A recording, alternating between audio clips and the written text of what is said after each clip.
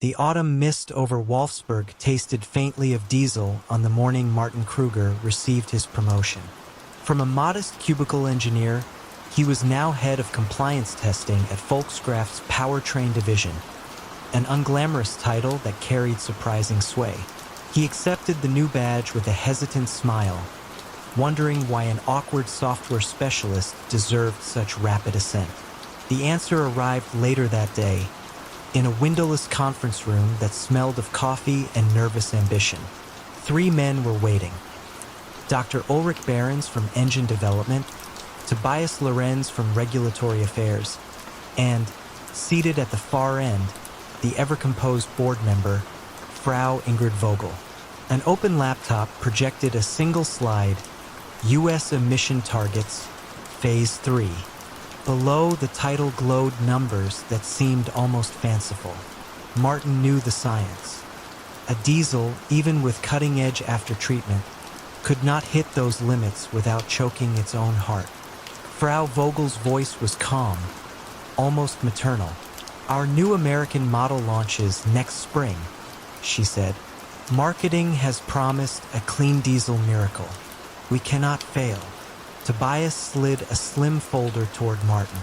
Inside lay code snippets, annotations in shorthand, and one directive underlined in red: Sonderfunction, special function.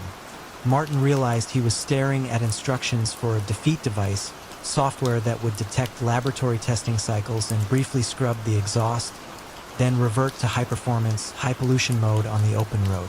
The room fell silent, as if each attendee were listening to the faint hiss of ethical pressure escaping through a vent. Finally, Dr. Behrens spoke. "We don't have another option. Hardware fixes would cost €1 billion and 2 years." Martin felt his chest tighten, but he heard himself murmur, "I'll look into it." The meeting adjourned. A promotion, he understood, could be a velvet shackle. Weeks slid by in a haze of code reviews and clandestine evenings. Martin recruited 2 young programmers, Stefan and Layla, telling them only that the project was confidential efficiency optimization. They worked in an isolated lab nicknamed the Aquarium because its glass walls allowed supervisors to peer inside without hearing a word. Martin installed sound-masking speakers that played soft rainfall, a lullaby against stray questions. The algorithm was elegant: monitor steering wheel angle, barometric pressure, vehicle speed, and test cell temperature. If all matched the predictable pattern of an official emissions cycle, the engine eased back, injecting extra urea, lowering combustion, purring like a saint. On real roads where drivers turned, braked, climbed hills, the software relaxed, restoring torque and sacrificing cleanliness. The programmers were proud of the precision. Martin felt none of their pride, only a dull throb behind his eyes. Launch day arrived in San Francisco beneath a cloudless sky. Television reporters admired the European sedans parked along the Embarcadero. "Green performance," one anchor gushed. Test drives impressed journalists. Torque came smooth as silk, and the tailpipes glowed with metaphorical halos. Sales climbed. Billboard slogans declared, "Pure power, pure air." Yet across the bay, at the small, grant-funded International Council for Clean Transportation, analyst Emma Wade studied discrepancies. Roadside pollution sensors registered spikes whenever fleets of the new Volkskrafts roamed nearby. In the lab, the same engines passed with honors. Emma, patient as migrating fog, collected data for months, then partnered with West Virginia University's portable testing team. They strapped emissions equipment onto 3 Volkskraft cars and drove from Los Angeles to Seattle, filling logbooks with concentrations so high they sometimes tripped alarms. Volkskraft remained serene, sponsoring jazz festivals and releasing ads of children drawing pictures on unsoiled sidewalks. Inside headquarters, Frau Vogel accepted awards for sustainability, her speeches rich with words like integrity and heritage. Martin watched these broadcasts alone in his apartment, volume muted, feeling as though his own lungs were the filters clogging with soot. In early September, Emma's group sent a courteous, technically dense letter to the U.S. Environmental Protection Agency. The EPA forwarded it to Volkskraft, requesting clarification. The memo landed on Tobias's desk. He called an emergency meeting. Martin, Dr. Behrens, and corporate attorneys filled the same windowless room as before. This time, nobody served coffee. The lawyers suggested a quiet software recall, phrased as an enhancement.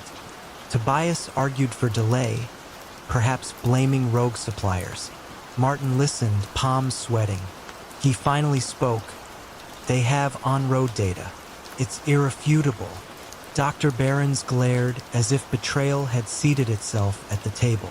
Frau Vogel arrived late, reviewed the slides, and closed her eyes a moment, as if mourning a lost friend.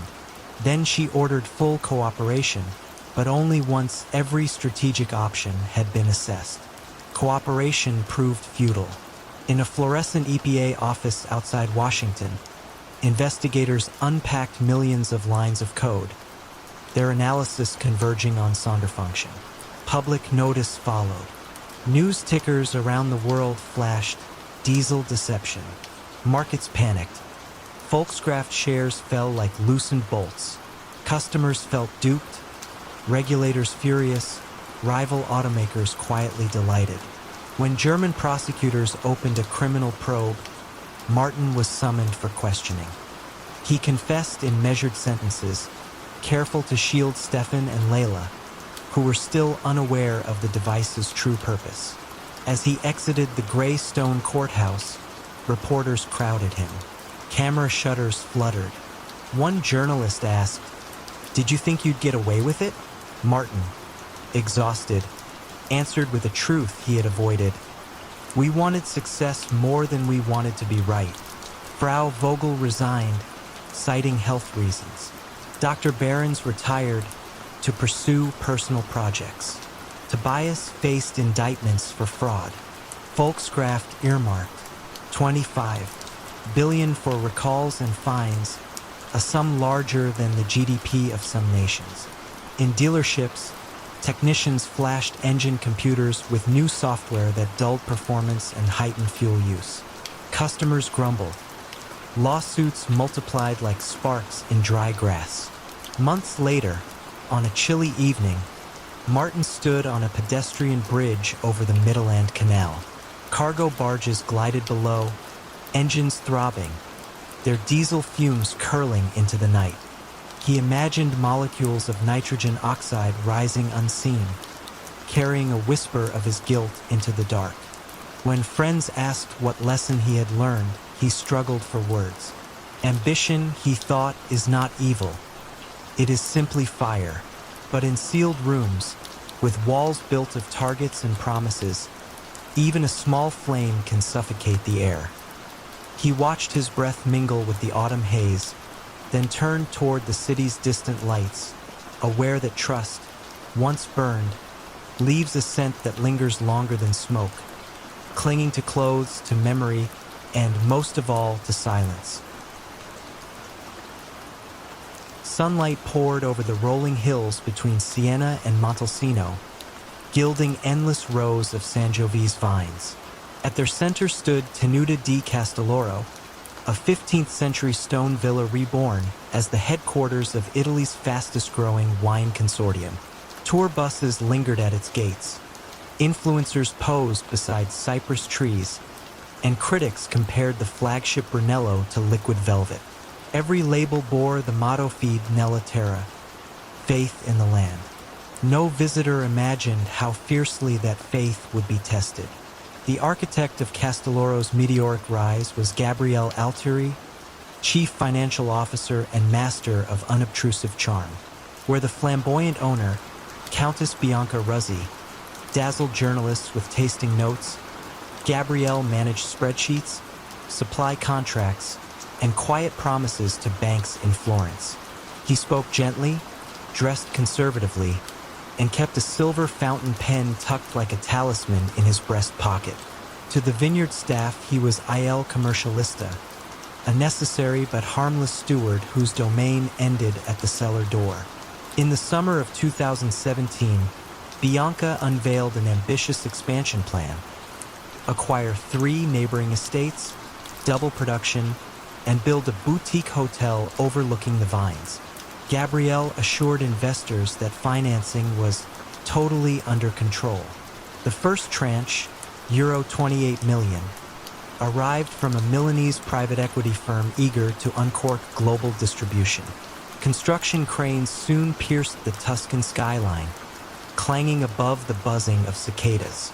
Yet invoices multiplied faster than scaffolds rose, and cement trucks idled longer than foundations poured. Enter Elisa Conti, a junior auditor from a regional accounting firm hired to satisfy due diligence clauses. Fresh out of Bologna Business School, she approached the assignment with the zeal of someone determined to impress. Her first red flag fluttered in a dusty file cabinet: purchase orders for French oak barrels from a supplier in Bordeaux that she could not locate online. The listed contact number rang to a prepaid mobile that disconnected after 2 tones. When Elisa asked Gabrielle about it, he smiled. "Small cooperages avoid publicity," he explained, tapping his fountain pen twice on the desk. "Artisanal culture." Still, the oddities accumulated.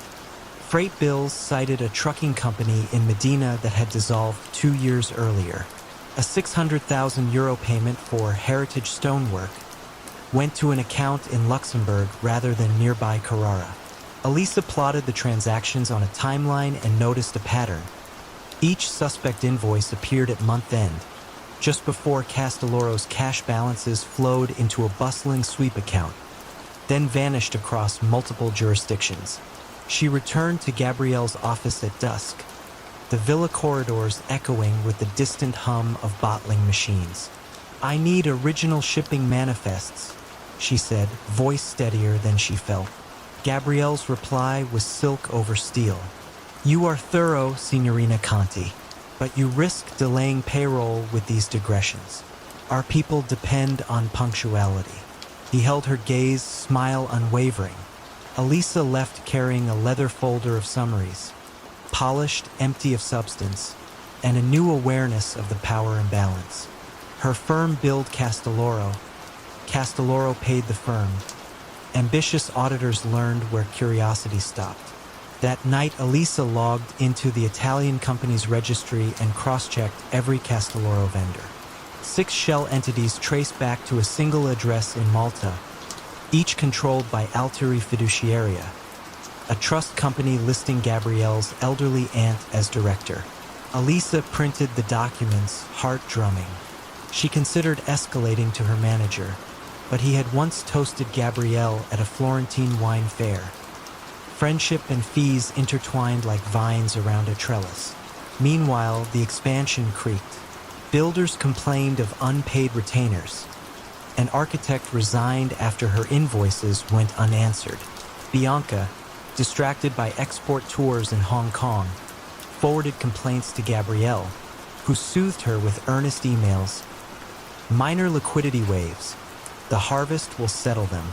He diverted €4 million from a grape futures hedge to cover interest on a bridge loan, recording the transfer as equipment upgrade. The ledger balanced if one ignored the widening hole beneath. In early October, a violent hailstorm shredded swaths of fruit, slashing production forecasts. Insurance would cover only half the loss, and Castelloro's creditors wanted updated numbers within 10 days. Gabrielle faced a wall of liabilities that no fountain pen could massage. He drafted a plan to request emergency capital from the private equity partners, framing the storm as an unrepeatable buying opportunity. Before sending, he needed audited figures, Elisa's figures, to look pristine. Elisa, however, had reached her limit. She drove to Siena at dawn and slipped her dossier under the glass door of the Guardia di Finanza, the Italian financial crime police, then waited in a cafe until 2 officers invited her to give a formal statement. As rain pattered olive leaves outside, she outlined the shell companies, fake barrel orders, and missing freight logs. One officer scribbled in a notebook. The other murmured, "Ponzi del Vino." The phrase lingered like tannin. Investigators descended quietly, posing as tourism officials inspecting export permits. They cloned server drives, photographed ledgers, and discovered that over 3 years Gabrielle had siphoned 18 million euros through the Maltese shells, channeling funds into a Monaco condo, a vintage car collection, and speculative cryptocurrency accounts now half vaporized. His method was mundane. False invoices, round-tripped consulting fees, but cloaked in the romance of Chianti sunsets, it had thrived unchallenged. The arrest came during the annual Harvest Festival. Lanterns hung between barrels, guests sipped new rose, and Bianca prepared to thank her financial guardian angel. Instead, officers in plain suits guided Gabrielle away, silver pen still in his pocket. Amid stunned murmurs, Bianca's crystal glass slipped from her hand and shattered. One more ledger gone to shards. News outlets seized the symbolism. Faith in the land, fraud in the ledger. Bankers froze credit lines. The hotel project stalled mid-frame, cranes abandoned like skeletal creatures against the sky. Workers, pickers, coopers, drivers, waited weeks for wages. Tourism slowed as curiosity replaced admiration. Visitors photographed caution tape where vines met unfinished concrete. Gabrielle negotiated a plea, citing pressure to meet the Countess's impossible timeline.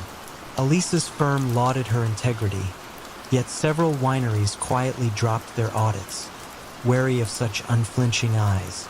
She accepted a position with the Guardia di Finanza, swapping vineyards for spreadsheets in Rome and learning to balance vigilance with the loneliness it invites. Each autumn, when grape-laden trucks crest the Tuscan hills, locals still recall the festival night the glass shattered. Castelloro endures under new management, bottles relabeled without the old motto. Faith, villagers say, now rests not in the land alone, but in the hands that measure, verify, and refuse to look away. On a spring morning in 2012, the citizens of Dixon, Illinois, gathered along the Rock River to watch the dogwood trees bloom. The town, population 15,000, was proud of its frugal reputation. Every council meeting opened with reminders about patching potholes and stretching snow removal funds. And at the center of this careful balancing act stood Rita Crandall, the city comptroller, a woman whose quiet efficiency seemed as dependable as sunrise over the riverbank. Rita was 59, slight, and unfailingly polite. She wore pastel cardigans and spoke in a voice softened by Midwestern courtesy. Residents joked that if you dropped a penny on the sidewalk, Rita would record it in the ledgers before it stopped rolling. She had managed Dixon's books for more than 2 decades, guiding mayors through recessions and floods, always emerging with balanced budgets and a faint, satisfied smile. When she asked for signatures, aldermen signed without reading. When she proposed an investment, they nodded on reflex. Trust in Dixon wore Rita's spectacles. Yet 30 miles outside town, past fields of soy and corn, stood Meritage Farms, a sprawling equestrian estate that looked lifted from Kentucky bluegrass country. White-railed paddocks stretched toward the horizon, and barns gleamed cherry red against the sky. Visitors whispered about the price tags. $150,000 broodmares, horse trailers the size of apartments, a mahogany-paneled viewing lounge scented with cedar and sweet feed. At the center of this immaculate world walked the very same Rita. Only here she wore tailored riding jackets and spoke the brisk, jargon-laden dialect of competitive quarter-horse breeding. Some locals knew she loved horses. Few grasped the scale. Rita has a hobby, they said, imagining a backyard stable. They did not picture auction rings in Texas where bidders waved numbered paddles at 6-figure mares. Nor did they hear Rita's phone hum with wire transfer alerts from banks as far away as Florida. She traveled often to shows: Ocala, Scottsdale, Fort Worth, returning with ribbons and an ever-growing menagerie. Whenever someone asked how she financed it, she laughed gently. "I invest," she said, offering no details. People assumed a modest inheritance or shrewd stock picks. In small towns, polite assumptions keep the peace. Lisa Madigan, a young clerk in the treasurer's office, first sensed disquiet while reconciling the city's motor fuel tax receipts. The state sent Dixon roughly $300,000 each quarter, yet their own ledgers reflected far less. Lisa flagged the mismatch, believing it a clerical delay. Weeks passed, the difference persisted, and Lisa mentioned it to Mayor Burke during a coffee break chat. The mayor, loyal to Rita, replied, "I'm sure she's got it handled." Lisa nodded but quietly kept notes. That winter, the mayor contracted a Chicago accounting firm, Clifton Larson, for an unrelated municipal bond project. One associate, Ryan Marks, requested routine bank statements from the city's primary account. Rita mailed them promptly, yet Ryan noticed that one statement referenced an unfamiliar account ending in 029. Its header read simply RSCDA. Assuming a minor fund, he asked Rita for those statements, too. She promised to send them after lunch, but never did. Curiosity, like a loose thread, can unravel a tapestry. Ryan pulled. The bank confirmed that RSCDA was indeed a city account, opened in 1990, with sole signing authority granted to Rita Crandall. Its balance exceeded $5 million. Astonishing for a town whose entire annual budget barely reached $10 million. Ryan called the mayor, voice low, suggesting an urgent meeting. Inside council chambers, the confrontation was almost gentle. Rita arrived in a powder blue blazer, carrying a leather binder. Ryan presented the numbers. Transfers siphoned from legitimate city accounts into RSCDA, then wired to Rita's personal checking or to horse auction houses. Over 22 years, the total exceeded $53 million. The room fell silent long enough for the wall clock to tick 3 full minutes. Finally, Rita sighed, removed her glasses, and said, "I suppose you'll need my keys." The FBI arrived the next morning. Agents photographed file cabinets, downloaded spreadsheets, and followed a paper trail as smooth as freshly laid asphalt. Forged signatures, fictitious invoices, bank slips marked sewer capital masking wires to equine supply firms. Rita had begun small, 25,000. Here, 30,000.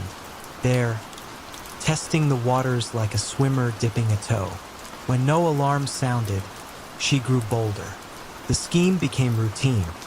Each time state funds arrived, she carved a slice for horses, then adjusted the books to conceal the wound. Dixon's infrastructure crumbled quietly. Potholes deepened. A planned riverfront bike path never materialized. Taxpayers grumbled, never suspecting their money grazed in distant pastures. Reporters descended on the sleepy town, microphones poised.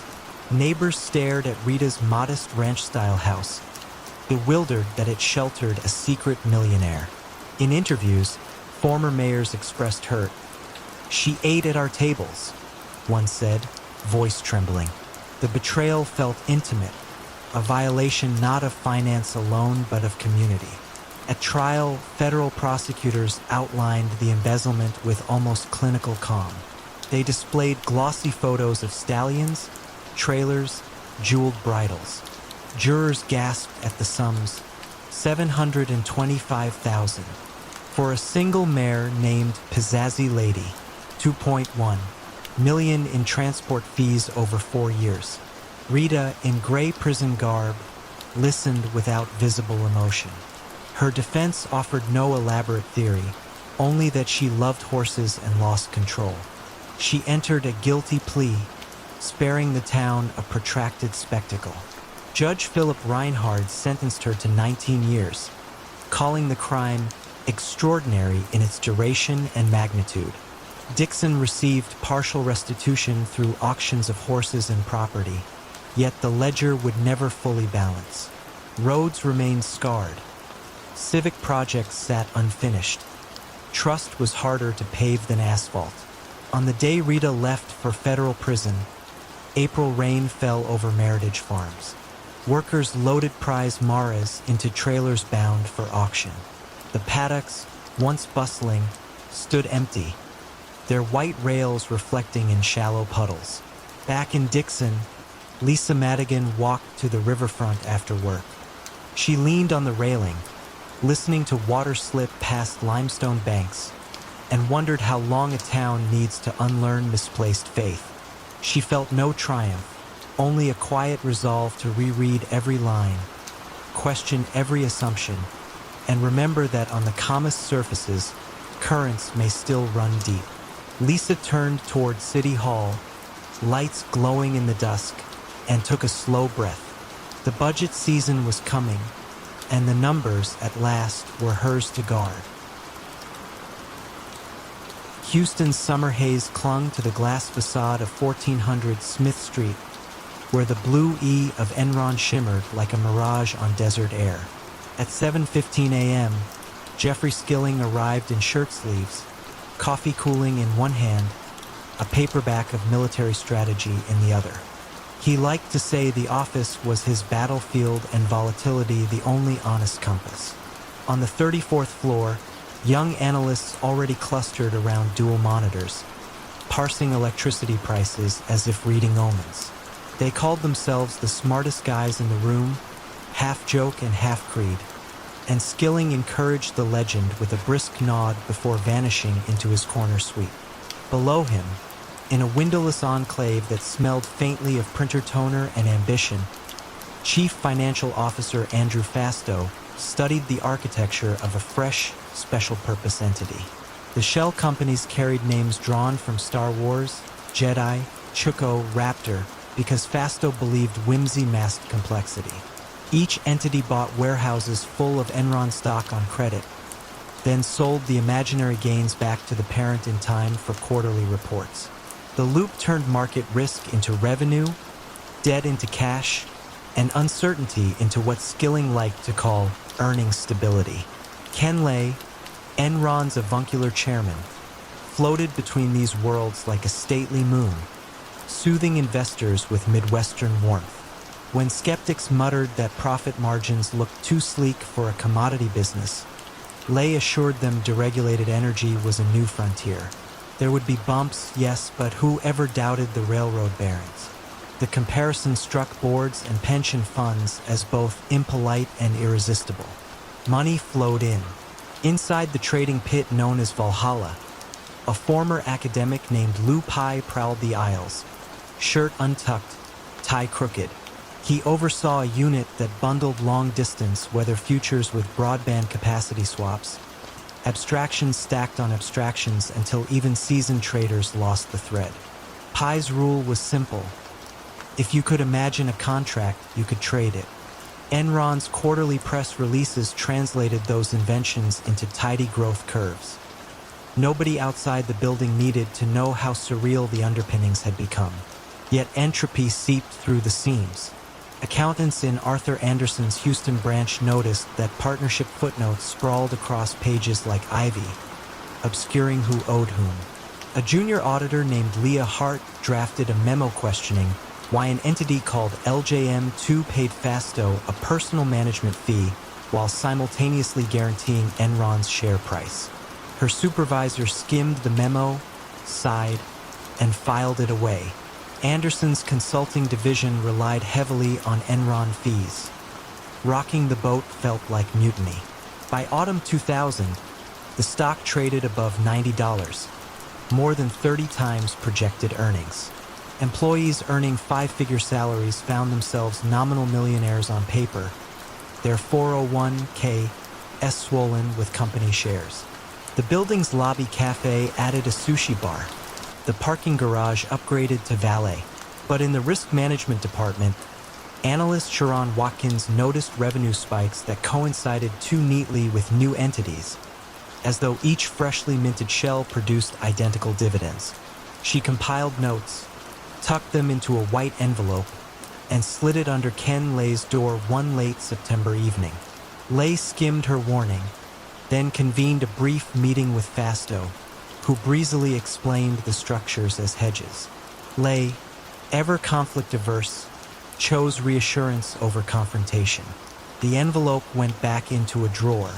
Meanwhile, Skilling surprised the board by resigning for personal reasons, pocketing millions in accelerated options and leaving behind a hazy trail of congratulatory emails. The move jarred Wall Street, but not enough to puncture the myth.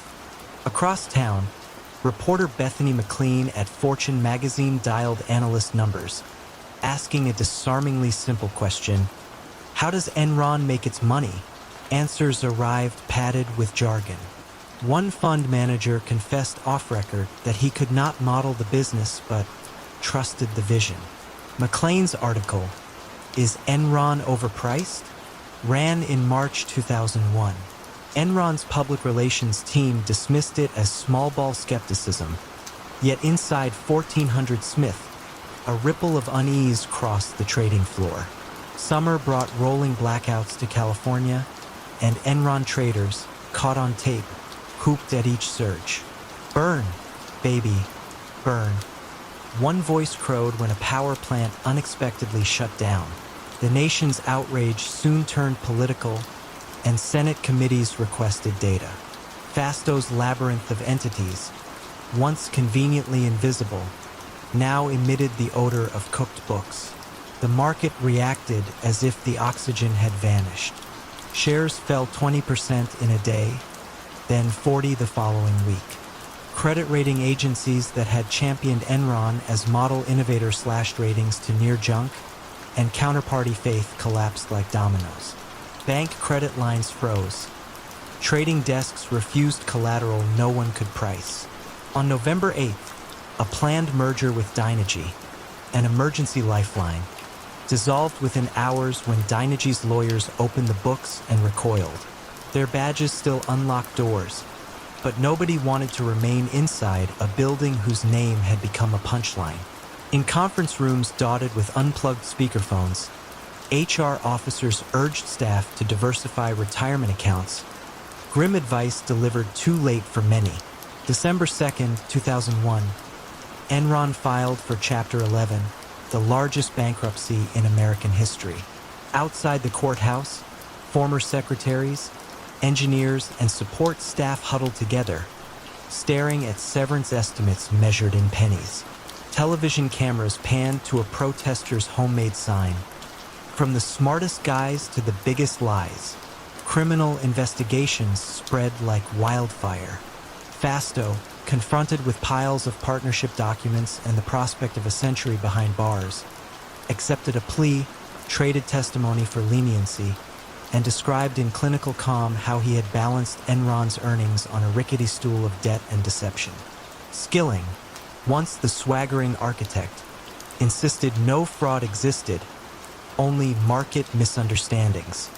Lay professed heartbreak, blamed short sellers, and scheduled golf between depositions.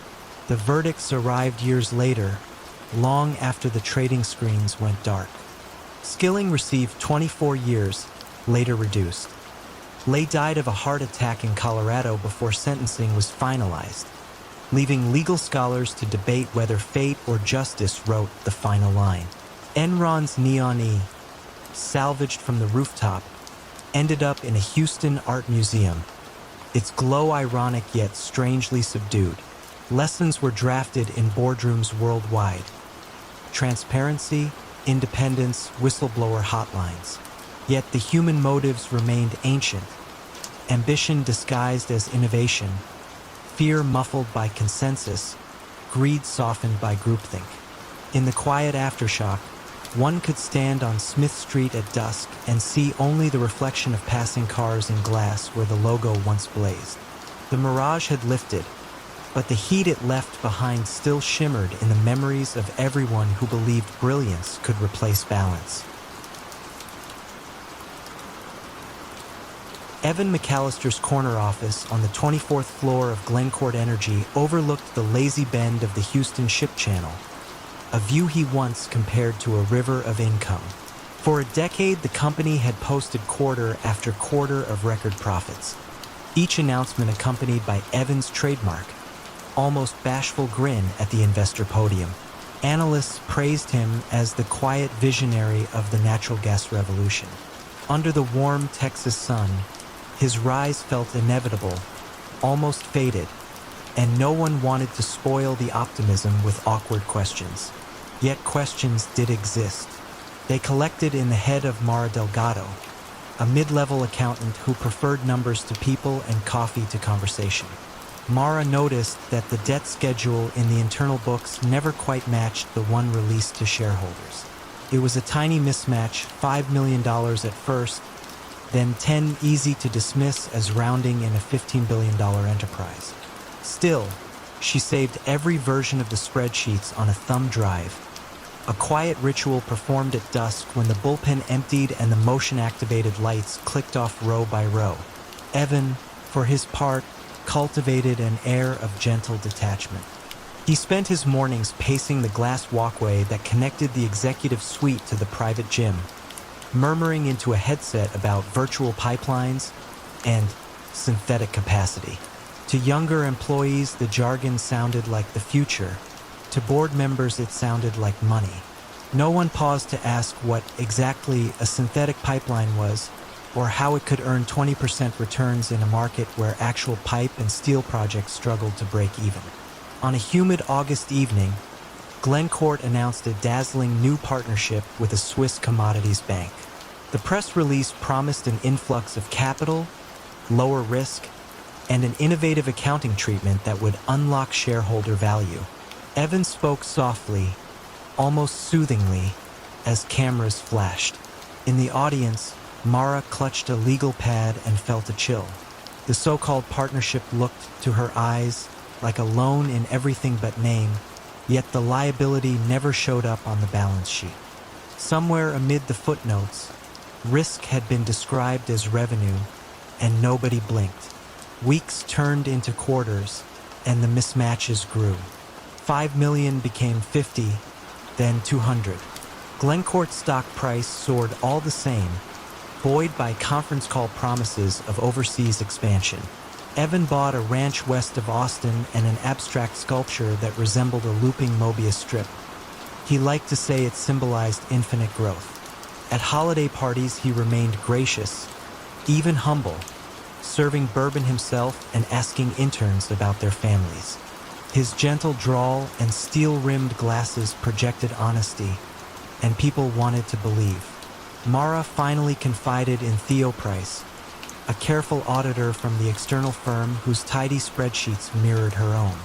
Late one night, they compared ledgers under the harsh light of an empty conference room.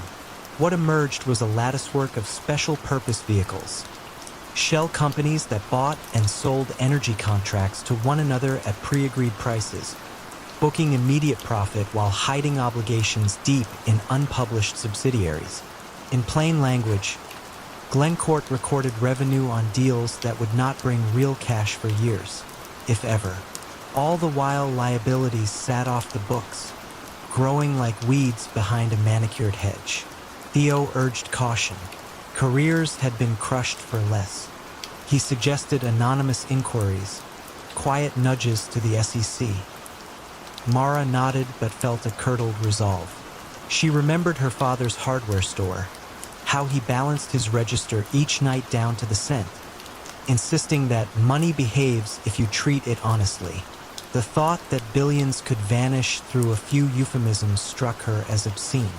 Meanwhile, Evan grew restless. Market reporters whispered about stalled overseas permits, and one investigative journalist asked for an interview about the Swiss partnership. In the boardroom, Evan stayed placid, yet his private emails dripped with urgency. Sell marginal assets, accelerate contract rollovers, find fresh capital. The empire required constant feeding, and new deals were starting to cost more than they earned, like borrowing one credit card to pay another. The collapse began not with a revelation but with a rumor. A short-selling firm released a terse report titled Glencourt's House of Paper. It questioned the timing of profits and pointed to the ballooning, though undisclosed, debt in certain Cayman entities. The stock dropped 8% before lunch, 20% by the closing bell. Analysts demanded clarity. Hedge funds demanded collateral. Evan appeared on television, hands clasped, assuring viewers that our fundamentals remain strong. His measured tone, once comforting, now felt rehearsed, even hypnotic. Inside headquarters, panic hummed beneath polite greetings. Printers churned, shredders whirred. Mara and Theo forwarded their documentation to regulators, attaching a note that began, "We believe immediate action is warranted." They were not alone. A junior trader, worried about personal liability, had already handed over emails detailing fabricated energy price curves. The walls were closing in from multiple angles, a quiet siege advancing on polished marble floors. When the SEC subpoena arrived, Evan retreated to his office, closing the frosted glass door. Through the pane, he could be seen staring at the skyline, as if searching for the familiar curve of the ship channel through a gathering fog. By week's end, Glencore restated 4 years of earnings, revealing billions in hidden debt. The stock fell to pennies, retirement funds evaporated, and the Mobius sculpture was carted away by liquidators, its promise of infinity reduced to polished scrap. Evan surrendered to federal marshals one October dawn, stepping into the humid Houston air in the same gray suit he had worn during triumphal press conferences. Reporters shouted questions about remorse, about the betrayed employees, about the families who tied their futures to phantom profits. Evan said nothing. He merely adjusted his glasses, as though clearer vision might change the scene before him. In a smaller office 2 floors below, Mara packed a cardboard box with her belongings, a ceramic mug, a calculator, a photo of her parents at the hardware store. She felt no triumph, only a muted sadness, like the hush that follows a storm tearing through familiar streets. Trust, once fractured, does not mend easily. Yet she hoped that somewhere, in another firm, someone would remember Glencore's fall and pause before turning risk into revenue with a keystroke. She powered down her computer, slipped the thumb drive into her pocket, and walked toward the elevator, the overhead lights flickering off behind her, one by one. Snowflakes floated past the clock tower of Munich's Old City Hall, drifting like patient secrets toward the Isar River. In a modern glass cube 2 kilometers away, Alpenpay AG projected a different kind of purity, contactless payments made effortless. Staff called the lobby's white atrium the Crystal Heart, a space where imitation birch trees shimmered under LED skylights. Every quarter, CFO Lena Vogel stood beneath those lights to announce record revenues, her Bavarian lilt soothing investors on live streams from Frankfurt to Singapore. Alpenpay's hook was simple. It processed online transactions for small retailers shut out by the giants. Lena, a one-time Deloitte star, insisted the firm could clear payments in 60 nations while settling currency risk in milliseconds. Analysts who questioned the miracle found their inboxes filled with glossy infographics and invitations to Oktoberfest-themed demos. By 2019, Alpenpay's valuation topped 24 billion euros, more than some German car makers, despite critics muttering that its audited cash seemed to migrate between subsidiaries like a tourist chasing sunlight. Among the skeptics was Tomas Ruby, a Czech forensic accountant seconded to the firm's outside auditor, Waldheim and Company. Tomas preferred numbers to beer halls, and he viewed Lena's footnotes the way an art restorer studies overpainted canvases. One footnote puzzled him. Alpenpay's Asian division reported 1.9 billion euros in annual revenue, despite only a handful of full-time employees and no German banking license. The revenue was confirmed, Lena said, by escrow statements from a Singapore trustee named Sage Meridian Limited, a name that appeared nowhere else in global registries. Tomas flew to Singapore during Chinese New Year, streets blooming with lanterns. At the trustee's listed address, he found a locked mailbox in a co-working space. The receptionist shrugged. "We just forward envelopes." He photographed the plaque, forwarding it to his senior partner with a 2-line caption. "No desk, no staff, 1.9 billion euros revenue." The partner replied, "Confirm again, then let it go." Alpenpay was Waldheim's largest client. Audit fees paid for corner offices overlooking the Englischer Garten. Back in Munich, a whistleblower email landed in Thomas's encrypted inbox. The sender, signing only as Nebis, claimed that certain Asian merchants were phantoms. Their transactions fabricated nightly by a script housed on an internal test server called Edelweiss 07. Check the log files after 2 o'clock Central European Time. Nebis wrote, "You'll see packet storms that vanish by dawn." Thomas waited until the next audit window and requested raw server logs. Lena's team complied, sort of. The files arrived zipped, hashed, and conspicuously missing data between 1:45 and 3:15 each day.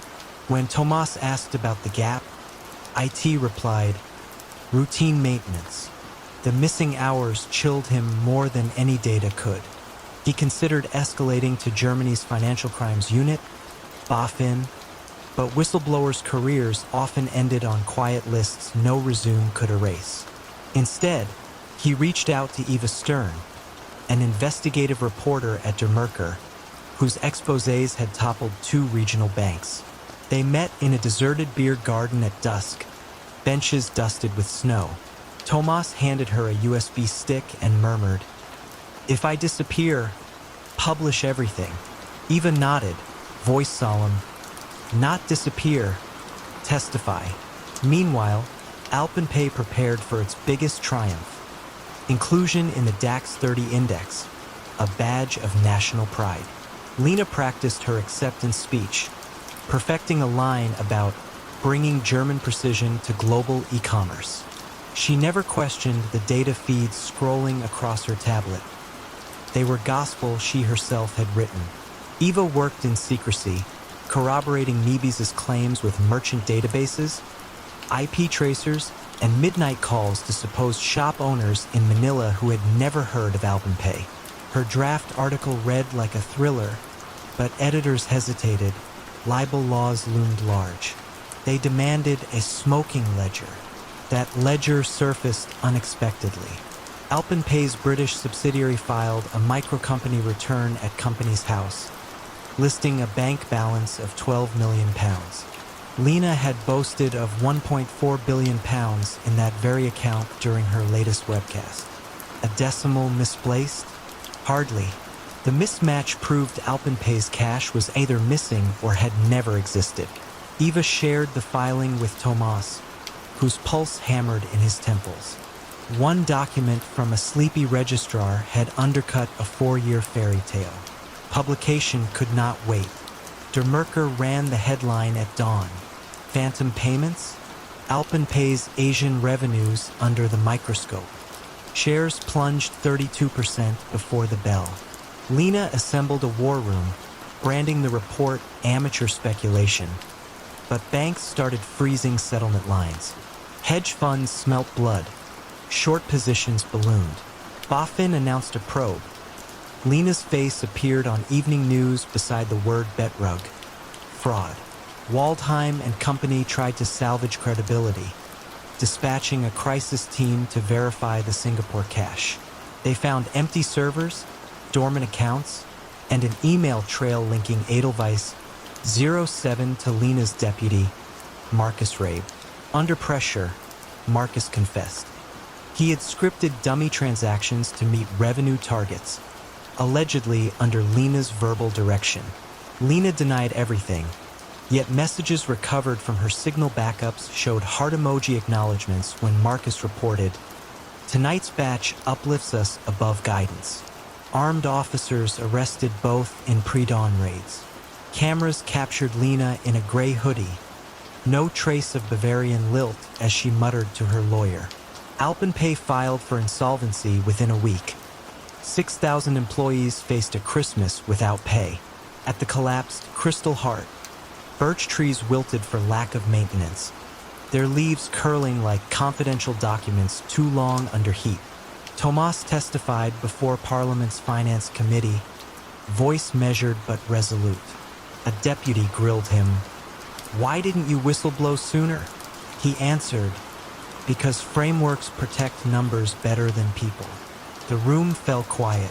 Eva won journalism awards but admitted unease whenever she passed Alpenpay's shuttered HQ, its mirrored facade reflecting a city that prides itself on order. Lena received 8 years for market manipulation and accounting fraud. Marcus, 6. Neither sentence restored pensions vaporized by phantom profits. Munich moved on, beer flowed, snow melted, but the skyline retained a cautionary glint. In auditor classrooms, instructors cite Alpenpay when teaching confirmation bias, reminding students that in finance, as in snowfall, silence can blanket deception until footsteps finally disturb the white. Bernard Ebbers liked to greet visitors with a firm handshake and a folksy drawl that made Wall Street analysts forget they were standing in a converted tractor repair warehouse in Clinton, Mississippi.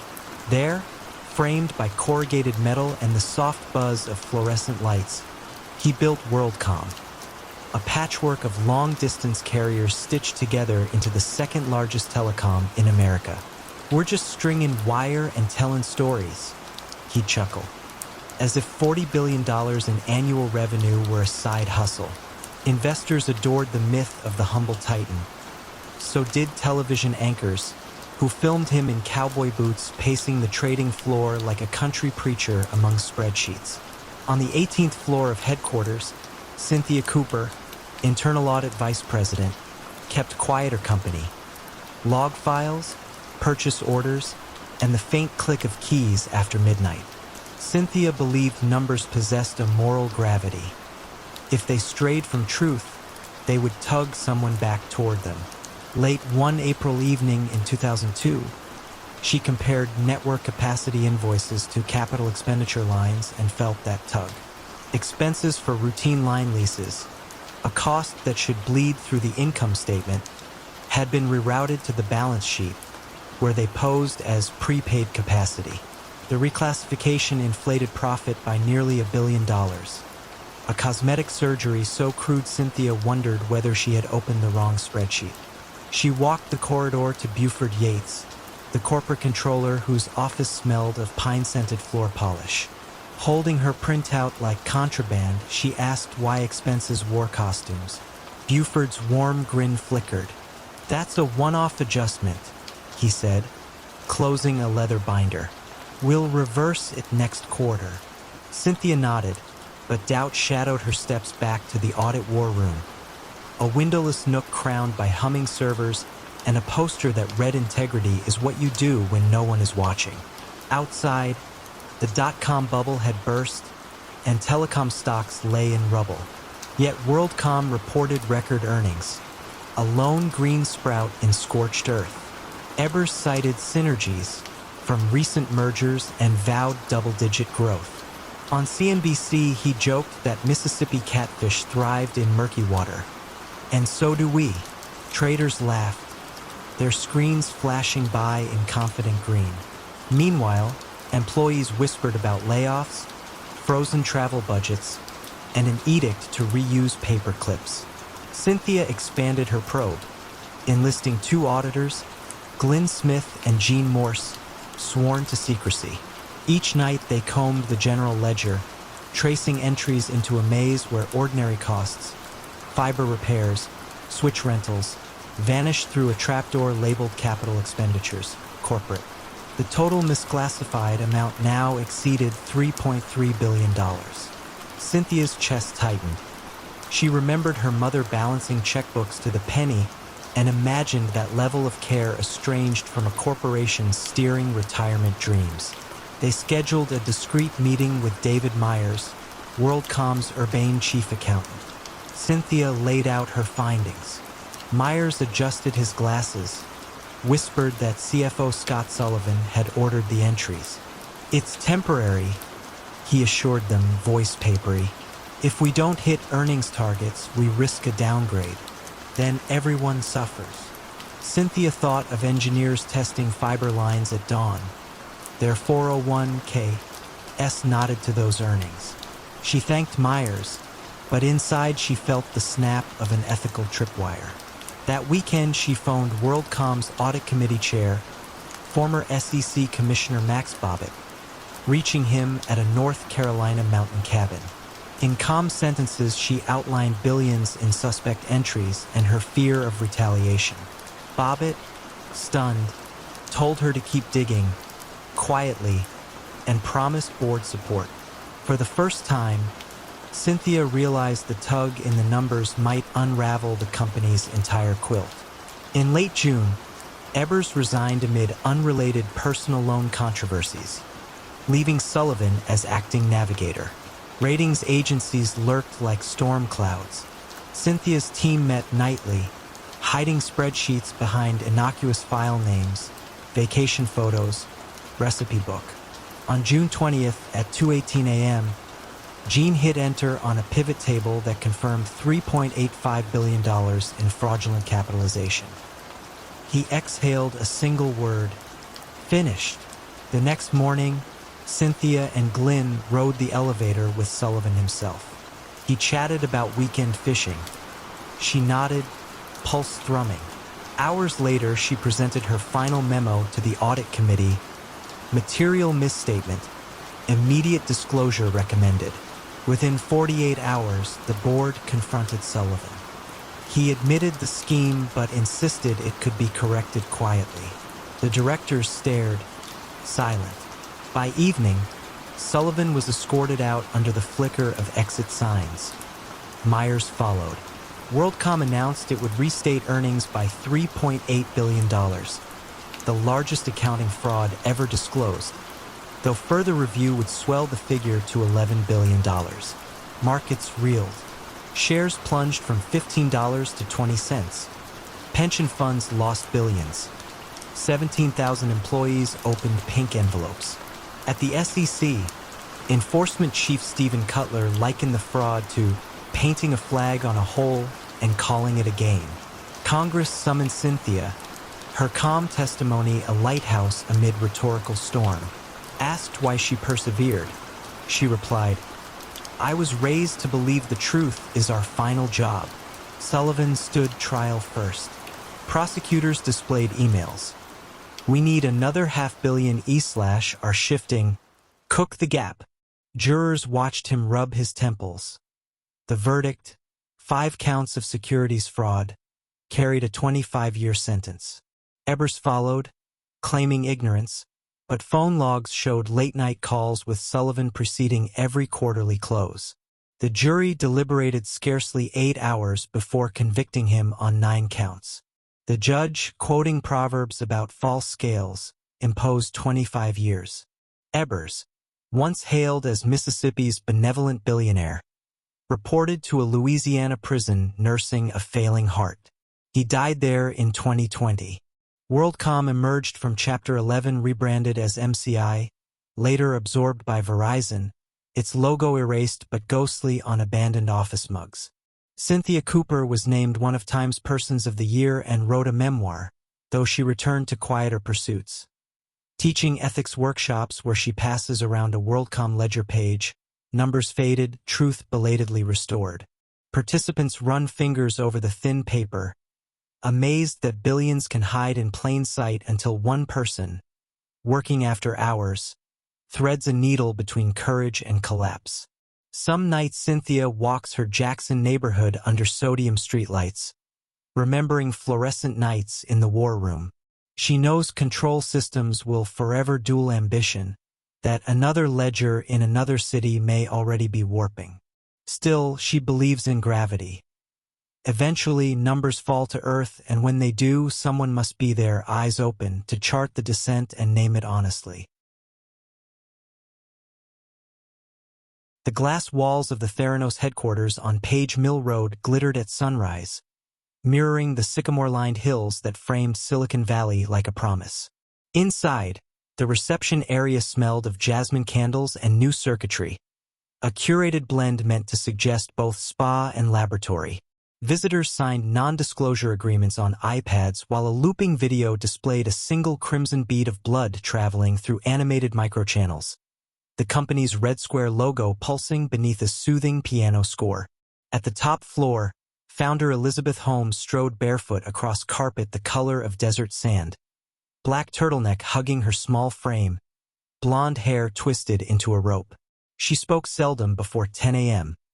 When she did, her voice dropped into a baritone that unsettled new employees but reassured investors. "We're not an iteration," she liked to say. "We're a revolution." The revolution fit neatly on a lab slide.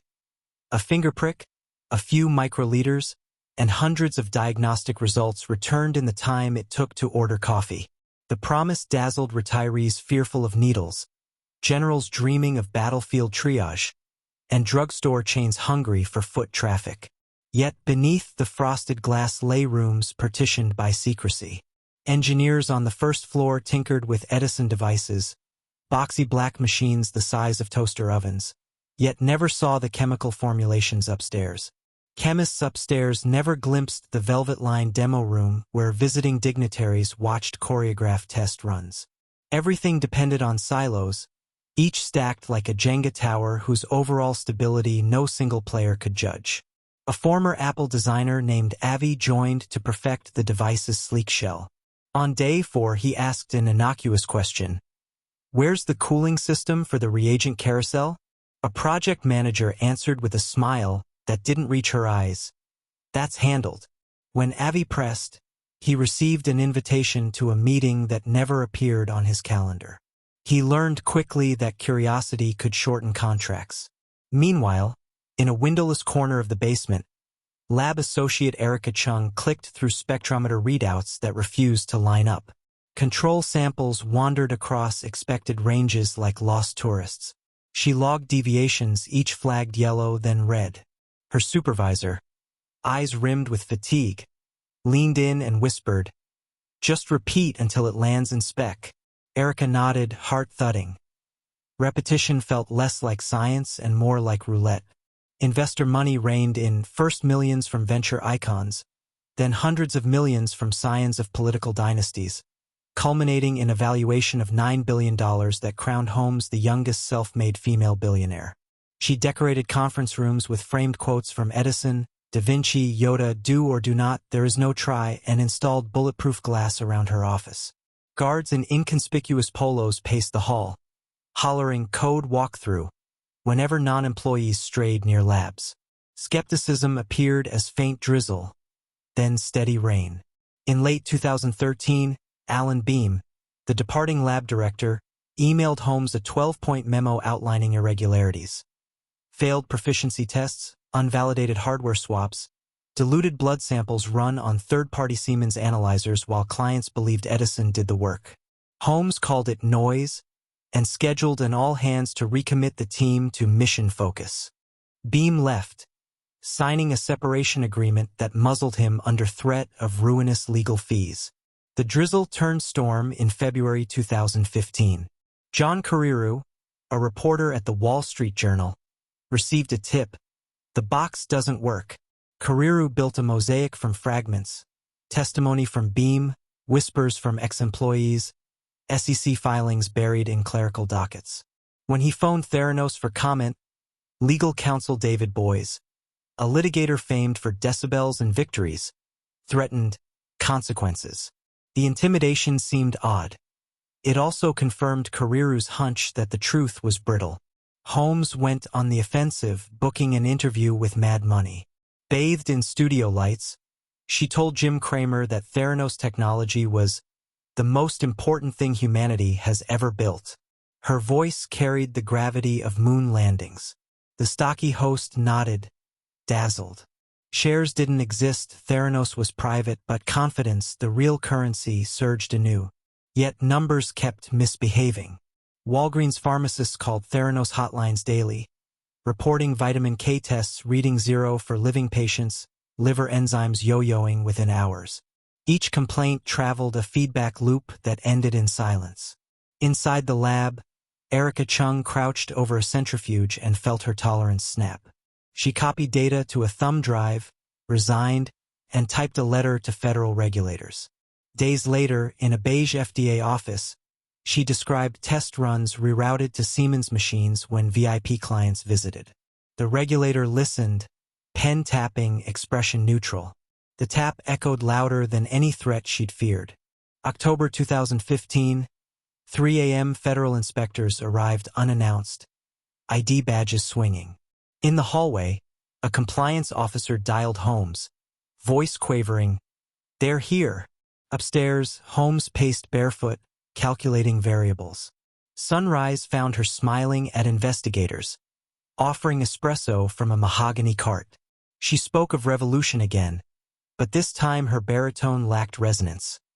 It sounded like an algorithm searching for the next best phrase. The inspectors issued a scathing report. Unreliable controls, unqualified staff, patient risk, immediate jeopardy. Centers for Medicare and Medicaid Services imposed sanctions, banning Holmes from owning or operating a lab for 2 years. Investors protested. Some filed quiet lawsuits. Others held on, hypnotized by her conviction even as the stage lights dimmed. In March 2018, the SEC charged Holmes and former President Sunny Balwani with massive fraud. She settled without admitting wrongdoing, surrendered voting control, and paid a token fine. But the criminal probe pressed on. 2 years later, federal indictments alleged wire fraud and conspiracy, the maximum penalty overshadowing even her hyperbole. Courtroom sketches captured her seated behind counsel, eyes focused on a point no one else could see. The trial, delayed by pandemic, began in the fall of 2021. Prosecutors paraded lab workers, oncologists, wounded investors. Defense counsel painted Holmes as a young visionary undone by over-optimism, quoting Silicon Valley's mantra, "Fail fast." Carreiro sat in the gallery, notebook steady. Jurors leaned into audio of Holmes assuring the Department of Defense that Edison could detect bioterror pathogens. After 7 days of deliberation, the verdict arrived: guilty on 4 counts of wire fraud and conspiracy. Sentencing followed, 11 years and 3 months. The judge cited a stark betrayal of medical trust. Holmes blinked slowly, tears gathering but refusing to fall. The sheriff's deputy touched her elbow. She nodded, rose, and walked down a corridor that smelled of old varnish and consequence. Theranos signage came down. A biotech incubator now leases the space, its lobby filled with ethically sourced succulents. Engineers huddle over CRISPR rigs where Edison shells once collected dust. Some evenings, custodians claim the automatic blinds malfunction, descending at twilight without command. Through the slats, they glimpse the hills beyond Page Mill, their outline tinged red by the setting sun. A color reminiscent of a single drop of blood, bright, beautiful, and never as transparent as it first appears. The offices of Harcourt and Pell sat on the 9th floor of a gray limestone building just off Threadneedle Street, where the air carried the faint tang of espresso and ambition. Each morning the trading floor stirred like an orchestra tuning its instruments. Keyboards clicked, market feeds chirped, and the glow of 20 monitors reflected in restless eyes. At the center of this choreography stood Daniel Barrington, a portfolio manager whose tailored suits and understated gold cufflinks hinted at old money pedigree. Colleagues called him the Whisper because his voice never rose above a conspiratorial murmur. Yet his trades boomed loud enough to make the Financial Times take notes. Daniel's edge appeared almost supernatural. He bought shares of telecom firm Hadrian Wireless 2 days before it announced a lucrative 5G contract, unloaded them hours before a surprise antitrust probe, and repeated the pattern across half a dozen sectors. Junior analysts marveled at his timing. Rivals blamed luck. Daniel deflected credit with a modest shrug, muttering something about deep research. In truth, his deepest research involved a mahogany-paneled wine bar near St. Paul's, where he met a man named Oliver Trent. Oliver worked in the corporate advisory wing of the Ministry for Digital Infrastructure. His role granted early access to market-moving policy decisions, spectrum auctions, antitrust investigations, merger approvals. He was paid respectably but not richly, and his marriage to a sculptor living in Camden teetered under London's exorbitant cost of living. When Daniel first approached him, the lure was gentle. "I can translate your information into returns. We both win. We stay quiet." Oliver hesitated, nursing a glass of Rioja while the bar's jazz trio drifted through a rendition of Autumn Leaves. In that soft blue light, the notion of whispered trades felt almost romantic, an affair with risk rather than flesh. The arrangement flourished. Every fortnight Oliver slid policy drafts across the table like secret love letters. Regulatory delays, upcoming 5G spectrum releases, rumored cybersecurity directives. Daniel funneled the intelligence into precisely timed positions. Call options here, short sales there. Each transaction executed through an offshore entity called Arcadian Investments to sever any visible link to Harcourt and Pell. Compliance officers, lulled by Daniel's gentlemanly reputation, rarely probed. The fund's quarterly letters credited nimble sector rotation for a 28% annualized return, drawing fresh capital from pension funds in Scotland, family offices in Geneva, and a university endowment in Massachusetts. Yet every secret breeds entropy. One November morning, Sophie Williams, a junior compliance analyst with a fondness for forensic spreadsheets, noticed an odd pattern. Arcadian Investments trades mirrored Daniel's positions within minutes, sometimes seconds. Arcadian, registered in the Cayman Islands, appeared in no client list and declared no beneficial owner. Sophie drafted an internal memo questioning the relationship, but her manager advised caution. "Barrington is untouchable," he whispered, sliding the memo back across her desk. "Look elsewhere if you want a long career." Still, Sophie saved her findings on a password-protected drive, a small insurance policy against collective denial. Meanwhile, Oliver's appetite grew. The sculptor wife had left, taking half his savings and all of his confidence. To compensate, he demanded a larger cut, 10% of Daniel's gains, wired to a Hong Kong account under the name of a shell company called Chrysalis Arts. Daniel obliged. The trades were too profitable to jeopardize. But a fissure had opened. Oliver now needed proof of the money, monthly, and Daniel needed greater secrecy.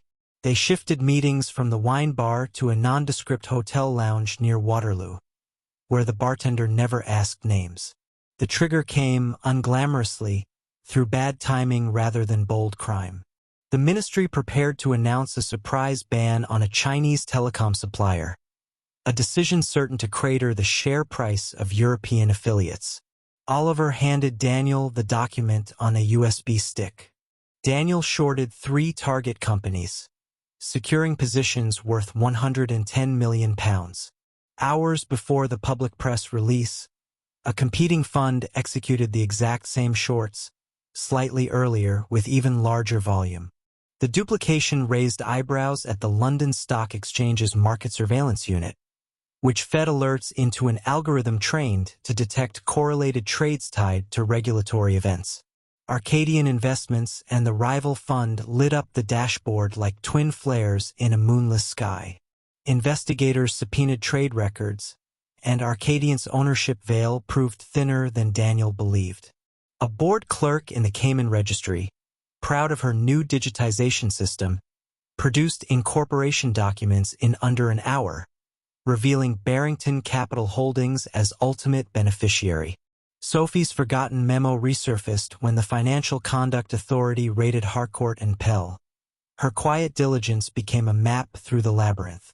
Daniel was summoned to a walnut-paneled conference room where FCA officers in modest suits waited with tape recorders. His legendary composure faltered only once, when they showed him a photograph of Oliver leaving the Waterloo Lounge with a brown envelope. "We will speak to Mr. Trent next," the lead officer said gently, "but we'd rather start with your narrative." Daniel's cufflinks, tiny lions rampant, seemed suddenly heavy on his wrists. Oliver was arrested at Heathrow the following dawn, ticket to Singapore in hand. In custody, deprived of the wine bar's dim lights and Daniel's soothing confidence, he recited a chronology that matched Sophie's memo almost line for line. The case dominated headlines: City Insider Ring Exposed, from whisper to shout, how a jazz bar fueled a £200 million trade. Clients fled Harcourt and Pell within weeks, forcing an emergency liquidation that wiped out years of gains, and several pension funds' future obligations. Partners who had praised Daniel's instincts queued outside lawyers' offices, hoping to distance themselves before bonus clawback clauses triggered.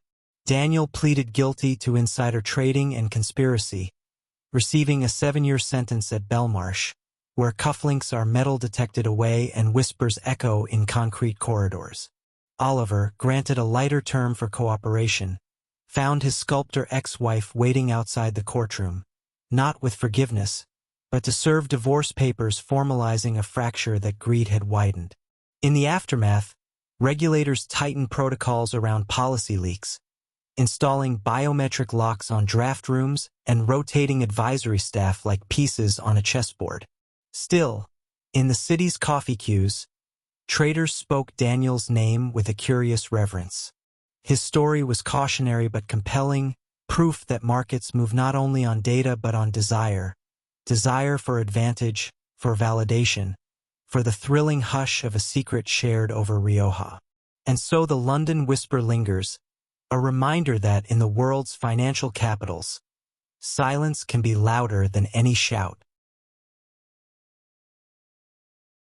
The marble lobby of Barings Bank's London headquarters gleamed under the afternoon lights, reflecting a lineage that stretched back more than 2 centuries.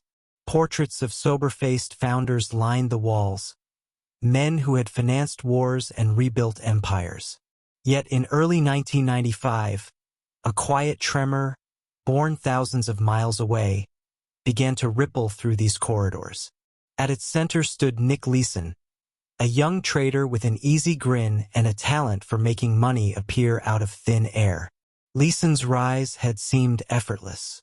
Fresh from a modest background in Watford, he slipped into the bank's Singapore futures office, a place executives viewed as a minor outpost. There, he handled trades on the volatile Nikkei index, contracts that rose and fell with Tokyo's restless stock exchange. Colleagues admired his stamina. He arrived before dawn, left past midnight, and spoke of yen and points the way other people discussed weather. The profits poured in so quickly that London gave him rare authority. He would place trades and record them. The dual role felt like a perk. In truth, it was a door left ajar. Every victory pulled him deeper into the glow of adulation. Regional papers dubbed him the King of the Nikkei. Senior managers back home accepted his numbers with barely a question. Christmas bonuses fattened. When he flew to England for meetings, secretaries whispered and analysts straightened their ties. Yet beneath the applause, Leeson carried a quiet dread. One humid August morning, a single miskeyed order produced a loss, small at first, then magnified by the market's sudden twitch downward.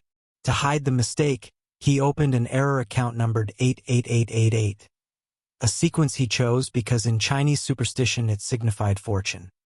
He convinced himself the slip was temporary. Given a day or two, the market would turn, and he would close the hole before anyone noticed. But markets rarely bend to desperate prayers. Losses deepened. To plug one breach, he dug another, chasing the vanishing line where recovery meets ruin. He bought even more contracts, doubling down like a gambler who believes the next spin will erase the debt. Some mornings he stood on the trading floor, tie loosened, watching screens flash red. He could almost hear the seconds dripping into the pit he had created.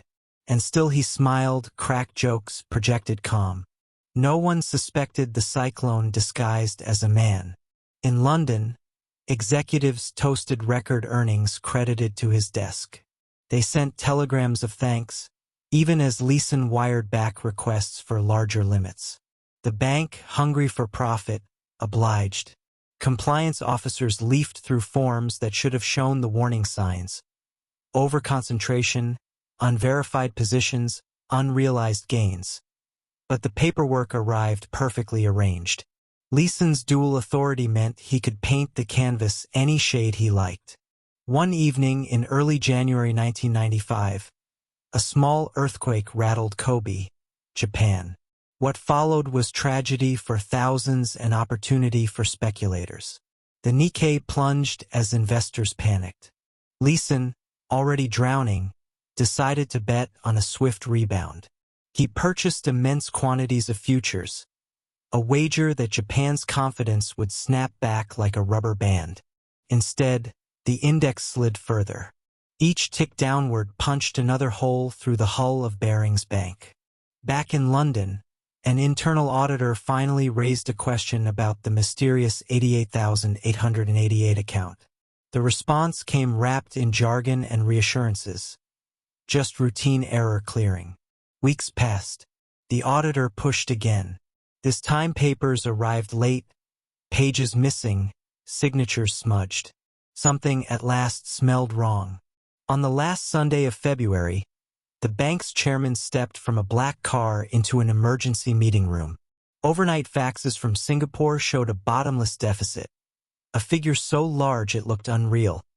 £827 million, more than twice the bank's trading capital. Phones rang in staccato bursts. Senior partners, many named bearing by blood, stared at the numbers as if letters of exile. Centuries of reputation evaporated between heartbeats. In Singapore, Leeson left a note on his desk. "I'm sorry." He boarded a flight to Kuala Lumpur, then another to Germany, shuffling through airports like a man half awake. Reporters later tracked him at a small hotel near Frankfurt, pacing tight corridors, head bowed. When Interpol agents closed in, the once celebrated trader offered no resistance. His voice, formerly buoyant, now floated barely above a whisper. He was 28 years old and carried the downfall of the Queen's oldest merchant bank in his duffel bag. Back home, clerks watched removal men will archives out of Barings' stately rooms. ING, a Dutch group, bought the remains for the ceremonial price of £1. For employees, shock mingled with disbelief. Some had spent entire careers within those walls, convinced the institution could outlast regimes and recessions. Yet a single trader's secret losses, concealed in 5/8, proved mightier than history. During trial, prosecutors painted Leeson as reckless, an architect of ruin. The defense spoke of systemic weakness, blind faith, and managers seduced by easy profit. The truth lay in the tension between both stories. Ambition met negligence, and trust fell silent in the gap. Inside Changi prison, humidity pressed like a second uniform against his skin. Nights were long, lit by the faint hum of distant traffic. Leeson began teaching math to fellow inmates, scrawling fractions on chalk-pocked walls. Each lesson felt like penance, numbers tamed instead of unleashed. Outside, financial regulators rewrote rulebooks, demanding separation between those who risk and those who report. New controls sprouted across trading floors worldwide, thin safety rails inspired by a collapse few believed possible. Years later, released and graying, Leeson walked through London unnoticed. The city had sprouted glass towers where traders shouted into wireless headsets. He sometimes paused by the Thames, watching its unhurried current. The river had witnessed plagues, fires, coronations, and now the echo of his own missteps. He understood at last that markets may forgive, but memory keeps quiet ledgers of every hidden error. What remained was the lesson. Unchecked ambition can bloom into catastrophe, with the silence of dusk settling over water. In the empty space where oversight should reside, a single person, armed with charm and access, can tilt an empire off its axis. And so the marble lobby of Barings stands only in photographs, a warning etched in the soft hush of the financial world. Proof that even the oldest pillars can fall, not with a bang, but with the quiet keystroke of a solitary man. Morning fog still veiled the Seine when Jerome Kerviel swiped his badge through the glass turnstiles of Société Générale's Steel and Smoke Law Defense Tower. At 30, he wore the modest suit of a provincial striver, but colleagues on the Delta One desk called him the magician. Somehow his tiny book of equity futures produced profits rivaling those of traders with 5 times his capital. Managers praised his market feel, and Jerome accepted accolades with a shy half-smile that disguised the frantic arithmetic ticking behind his eyes. The Delta One unit was built for low-risk hedging, plain vanilla index futures, arbitrage so dull it barely rustled spreadsheets. Yet dullness breeds permission. Risk controllers glanced at the desk's position reports, saw moderate numbers, and moved on to sexier threats like credit derivatives. They never noticed Jerome's private universe hidden one menu deep inside the trading system, a secret blotter labeled Suspended JK. In that twilight ledger, his wagers ballooned. Long 3 billion euros of Eurostocks here, short DAX there, bets balanced like spinning plates. Each evening he entered fictitious offsetting trades, contraparties invented from whole cloth, so official limits showed gentle ripples instead of tidal waves. In a nearby office, risk analyst Isabelle Mellet tracked daily limits with methodical calm. She noticed Jerome's VR, a measure of potential loss, remained eerily flat even on days when volatility rattled every other desk. She emailed compliance. JK returns deviate from peers. Request deeper review. The reply arrived minutes later. Acknowledged. Position within thresholds. Isabel archived the thread, but the anomaly nagged her like a loose stitch in a winter coat. December 2007 brought roaring markets and roaring office parties. Jerome celebrated record gains. His manager, Jean-Luc Heilbronn, raised champagne and spoke of promotions. Jerome nodded, eyes on the floor. He alone knew the scale. Net exposure approaching 50 billion euros, more than the bank's market cap, leveraged through rolling futures that expired weekly, forcing a perpetual juggle. One slip and the masks would fall. The slip came with the new year. Global stocks trembled on subprime tremors. Futures gaps widened like cracked ice. Jerome logged in at dawn on January 18, 2008 and saw red figures bleeding across monitors. To stem losses, he forged yet another counter-trade. But the volume was so vast the back-office catalog balked. An automated reconciliation flagged a transaction against the ID of an obscure brokerage that had ceased to exist months earlier. The query landed on Isabel's desk. She walked the corridor to Jean-Luc's office, printout in hand. He skimmed it, brow furrowing. Probably a booking error, he muttered, but dialed Jerome anyway. The trader arrived moments later, cheeks flushed. Jean-Luc asked about the phantom broker. Jerome's mouth opened, searching for a plausible glitch. Words failed. Silence spread, hot and brittle. Jean-Luc ordered a full position report. Jerome returned to his desk, heart hammering, and began unwinding trades at market speed, selling billions into a falling market, waves that pushed prices lower still. By Monday morning, Société Générale faced a 6.3 billion euro loss, the largest rogue trading hit in history. Crisis meetings unfurled behind closed doors. Executives debated whether to blame markets or disclose the deeper wound.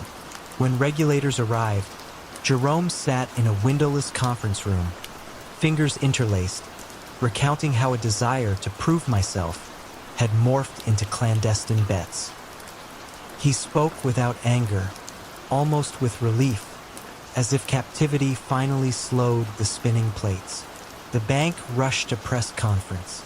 CEO Daniel Boughton, pale beneath TV lights, called it an exceptional fraud committed by a single employee. Analysts scoffed. How could one mid-level trader move markets without alarms? Shares plunged 39% in 2 days. Commentators compared the loss to a small war chest. Depositors lined up at branches in quiet panic. Trust, thinner than rice paper, tore in public view. French prosecutors charged Jerome with breach of trust, forgery, and unauthorized computer use. At trial, the defense argued the bank benefited from Jerome's gains for years and turned a blind eye to methods. Prosecutors countered that he gambled with other people's futures, forging documents 2,400 times.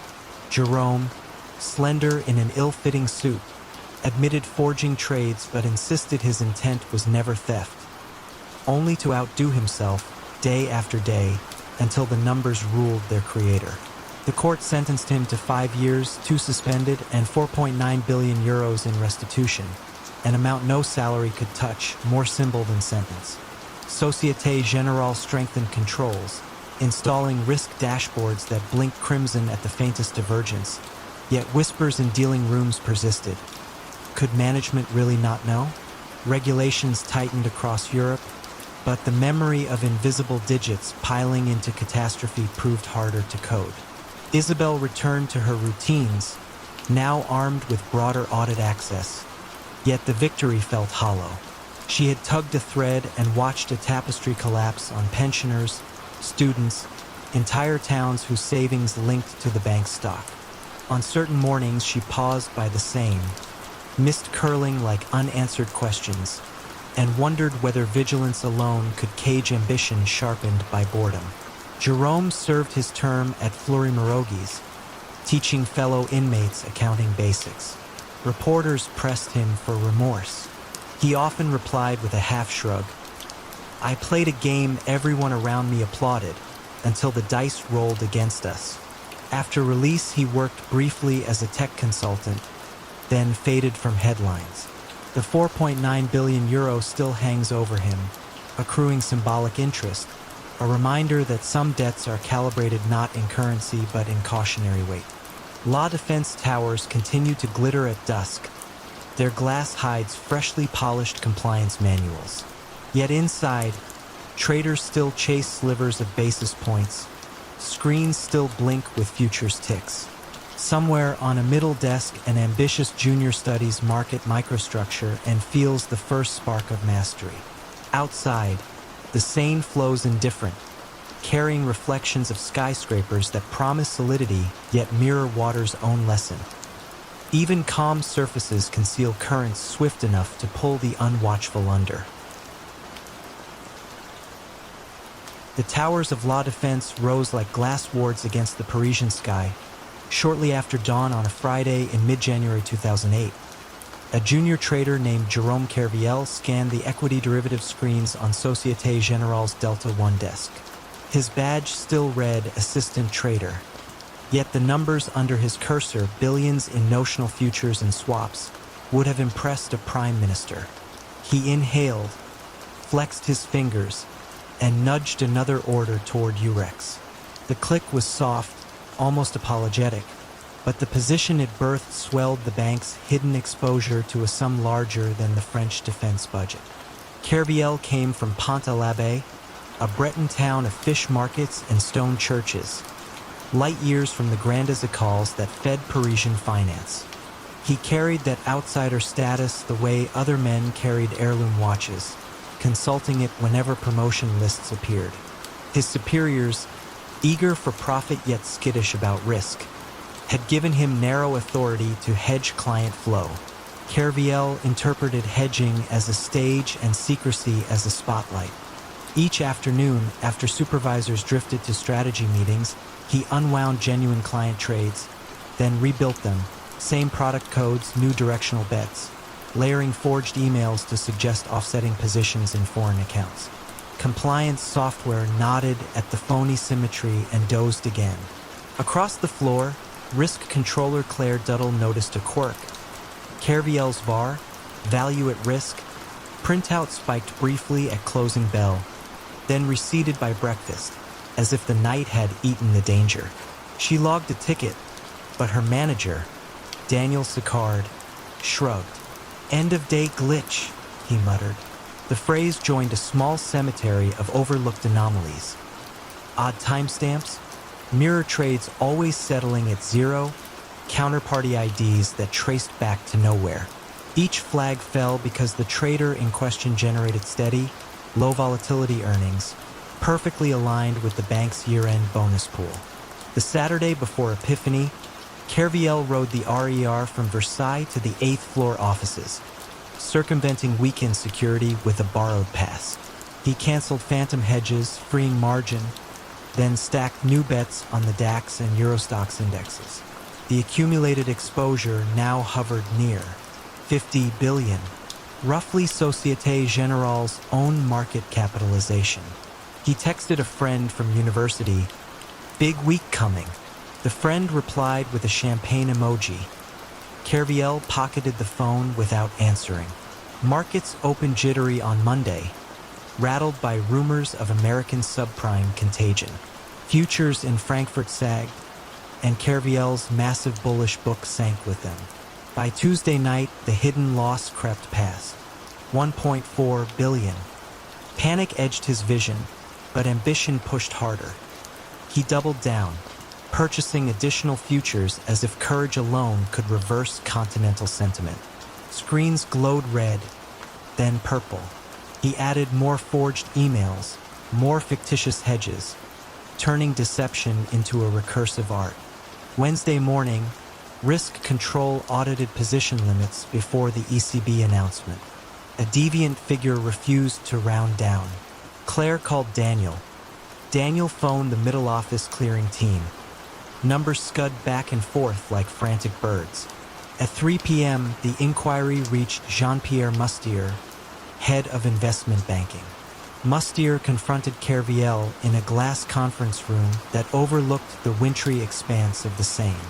Kerviel sat straight, palms poised, the cathedral spires of La Madeleine visible beyond the window. When Mustier asked whether the positions were real, the trader released a single exhale, long and uneven, and confessed. No outburst followed, just the sterile hum of fluorescent bulbs. A rogue position of 49.9 billion lay coiled inside the bank's books, large enough to rattle the Eurozone if mishandled. That night, Société Générale's crisis team assembled in a basement war room painted an optimistic shade of blue. They chose the bluntest remedy: unwind everything before word leaked. Starting pre-dawn Thursday, execution desks sold DAX and Eurostoxx futures in tranches so colossal they shaved entire percentage points off the benchmarks. European traders noticed the avalanche but misread its origin. Some blamed U.S. recession fears, others an unwritten ECB memo. By close of trade Friday, the unwinding was done, and Société Générale stared at a 4.9 billion, wound, the largest trading loss any single person had ever inflicted on a bank. The news embargo snapped the following week. Headlines bloomed: LE Trader FOU, the $7 billion blunder, France's Barings moment. Parliamentarians demanded hearings. The finance ministry mulled nationalization whispers. In Pont-à-l'Abbé, Kerviel's mother stopped answering her telephone, weary of reporters camped beside the bakery. Among La Défense cafes, conspiracy theories steamed. Was Kerviel scapegoat for deeper subprime damage? Had management secretly ordered the trades and feigned shock? Suspicion clung to raincoats and elevator small talk. Brought in for questioning, Kerviel arrived wearing a charcoal suit that fit like penance. He admitted falsifying emails and counterparties, but insisted the bank implicitly encouraged risk. Prosecutors alleged he sought only bonuses and prestige. Somewhere between those poles lay a grayer motive. A young man determined to prove he could outtrade graduates of HEC and Polytechnique, to flip the class hierarchy that had once seemed permanent. Money mattered, but validation mattered more. The trial in 2010 felt half courtroom, half theater. Expert witnesses diagrammed margin calls on whiteboards. Judges leaned forward, puzzled yet fascinated. Kerviel listened, face calm, hands clasped, as if the narrative unspooling concerned a distant cousin. When sentenced to 5 years, he nodded once. Outside, rain traced silver diagonal lines across camera lenses. Reporters shouted questions about remorse. Kerviel offered a small Gallic shrug, a gesture at once humble and defiant. Société Générale survived, buttressed by emergency capital and the convenient timing of an ECB liquidity wave. The bank recast itself as a champion of enhanced controls, installing biometric logins and behavioral algorithms that flag traders who type too fast or too erratically after 6 p.m. Weekly risk huddles now invoked Kerviel's name the way sailors once mentioned shipwrecks. Softly, for caution, not curiosity. Years later, pedestrians crossing the Pont de Berhakem might spot a lean figure strolling against the wind, shoulders squared, gaze drifting toward the water. Recognition seldom sparks. The city forgives through forgetfulness. Yet deep inside trading floors from London to Milan, a trace of his shadow lingers, a reminder that the boundary between hedge and bet, vigilance and vanity, can dissolve with a single unauthorized click. And somewhere in Brittany, when dusk settles over the slate roofs, villagers still recount the tale of the local boy who moved markets and nearly toppled the Titan. Proof that ambition, when stirred with resentment and cloaked in forged confidence, can rewrite the ledger of an entire continent before the morning bell even rings. Elliot Grant arrived at Larchmont Securities 2 minutes before dawn, as the Thames still reflected the city's sodium glow. Newly hired as a junior analyst, he felt equal parts awe and dread while ascending the empty escalators of Canary Wharf. Larchmont's trading floor, 3 stories of glass, screens, and murmured forecasts, was whispered about in business schools as the place where fortunes appeared out of thin air. What no brochure mentioned was that the firm's real engine worked after sunset, in hushed phone calls and coded texts that never grazed a Bloomberg terminal. At the center of that undercurrent stood Victoria Havers, head of European mergers. She was in her mid-40s, with the posture of a dressage rider and a smile that rarely reached her eyes. Colleagues called her the Oracle, half in reverence, half in fear, because Victoria anticipated corporate takeovers with uncanny precision. When she recommended a client buy shares of a sleepy Dutch chemical maker, the company received a $6 billion acquisition offer a week later.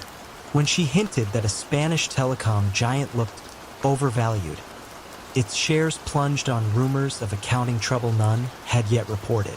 Elliot, assigned to Victoria's team, watched her work with almost childlike wonder. Late evenings, he delivered printouts to her corner office, where she sat alone, humming faintly, eyes fixed on nothing visible. One night, he risked a question. "How do you forecast events nobody else sees?" She lifted her gaze, amused.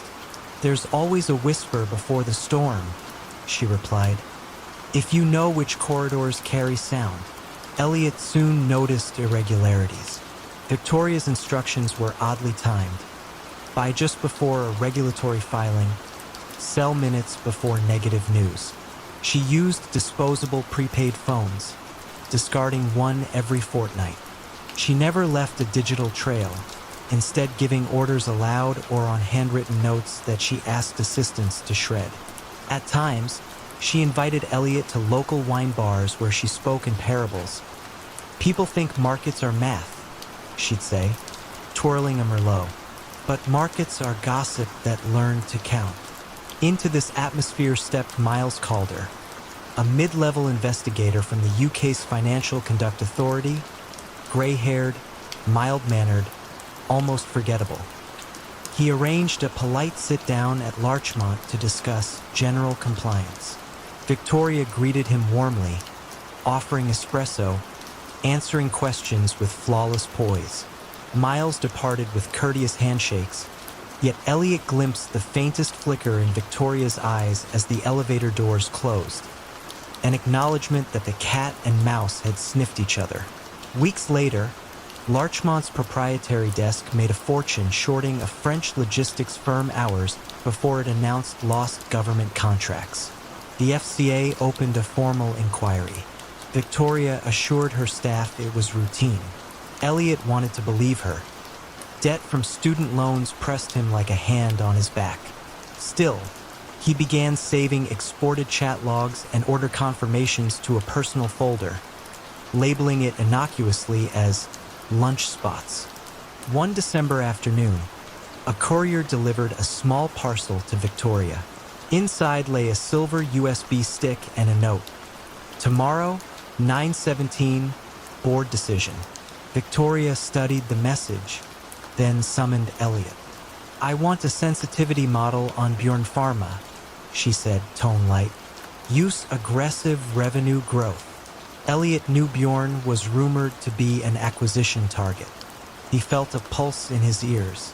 That night, he could not sleep. Canary Wharf's towers blinked red against low clouds, matching the crimson digits of his bedside clock. At 2 a.m., he rose, opened his laptop, and reviewed insider trading statutes. The language was precise, unemotional. His heartbeat was not. He remembered his father installing windows on construction sites in the Midlands, coming home exhausted yet honest. Elliot closed the laptop and stared into darkness until dawn. The trading floor buzzed at 9 o'clock. Victoria stood behind Elliot's chair, voice gentle. "Place the order at 9:15 sharp." He entered the ticker, hovering over the keyboard. 9:14, 9:15, 9:16. His finger trembled. At 9:17, the share price leapt. Someone else had pulled the trigger. Victoria's calm expression flickered, just once, before she walked away without comment. That evening, Miles Calder reappeared, unannounced, flanked by 2 colleagues. Compliance officers escorted them to an interview room. Whispers rippled across desks. Victoria was led in first. Elliot waited on a bench, palms sweating. Through frosted glass, he saw silhouettes. Miles leaning forward, Victoria's poised shoulders. An hour passed. When she emerged, her jacket was immaculate, but her eyes looked hollow, like rooms after furniture is removed. She nodded at Elliot almost kindly, then left with the investigators. The firm suspended trading in Bjorn Pharma positions. The FCA froze related accounts. Rumors spread that Victoria's source was an IT contractor at a London law firm, smuggling merger documents for cash and a promise of escape from debt. The silver USB was his dead drop signature. Under questioning, Victoria allegedly claimed she'd acted out of professional imperative, the need to deliver results in a culture that worshipped prescience. Days later, Elliot found an envelope on his keyboard. Inside, a handwritten note for the corridors, and a modest pair of noise-canceling earbuds.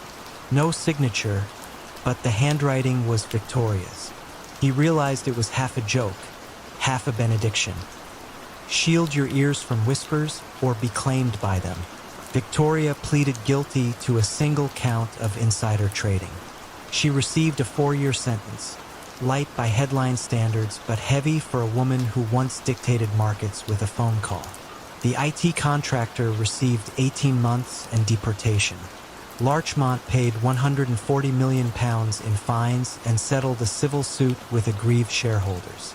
Analysts on television shook their heads, feigning surprise, while secretly recalculating models to account for the cost of integrity. On a chilly March morning, Elliot walked along the riverbank, Canary Wharf's towers mirrored in still water. He no longer worked at Larchmont. He had taken a compliance role at a pension fund, far from the hum of trading floors. Occasionally, he reached into his coat pocket and touched the earbuds. He had never used them. Instead, he kept them as a talisman, a reminder that silence is not absence. It is the space where choices echo longest. He paused beside the water, listening. The city hummed. Buses, footsteps, distant sirens. Somewhere, corridors still carried whispers. Elliot exhaled, turned away from the glass skyline, and followed a quieter path toward the morning light, where rumors held less power and numbers, perhaps, could breathe the rare air of truth. London's glass canyons gleamed silver in the fragile dawn when Colin Mercer tapped his badge against the lobby reader of Iberian Continental Bank's trading tower. At 32, he ran the short-term interest rate desk, a vantage point from which he could watch money in its purest, vaporous form. Numbers sliding across screens, shaping futures no factory could match. Colleagues nicknamed him Clockwork because his trades landed with metronomic profit week after week, regardless of storms in the wider market. They assumed genius. Colin preferred they never asked what wound the gears. The heartbeat of his strategy was Libor, the benchmark that told the planet how much a dollar or euro should cost by breakfast tomorrow.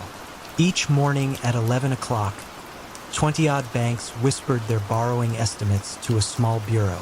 The bureau lopped off the highs and lows, averaged the rest, and published a single sacred rate. Billions in derivatives pivoted on that tiny figure, derivatives Colin controlled. His method wasn't complicated.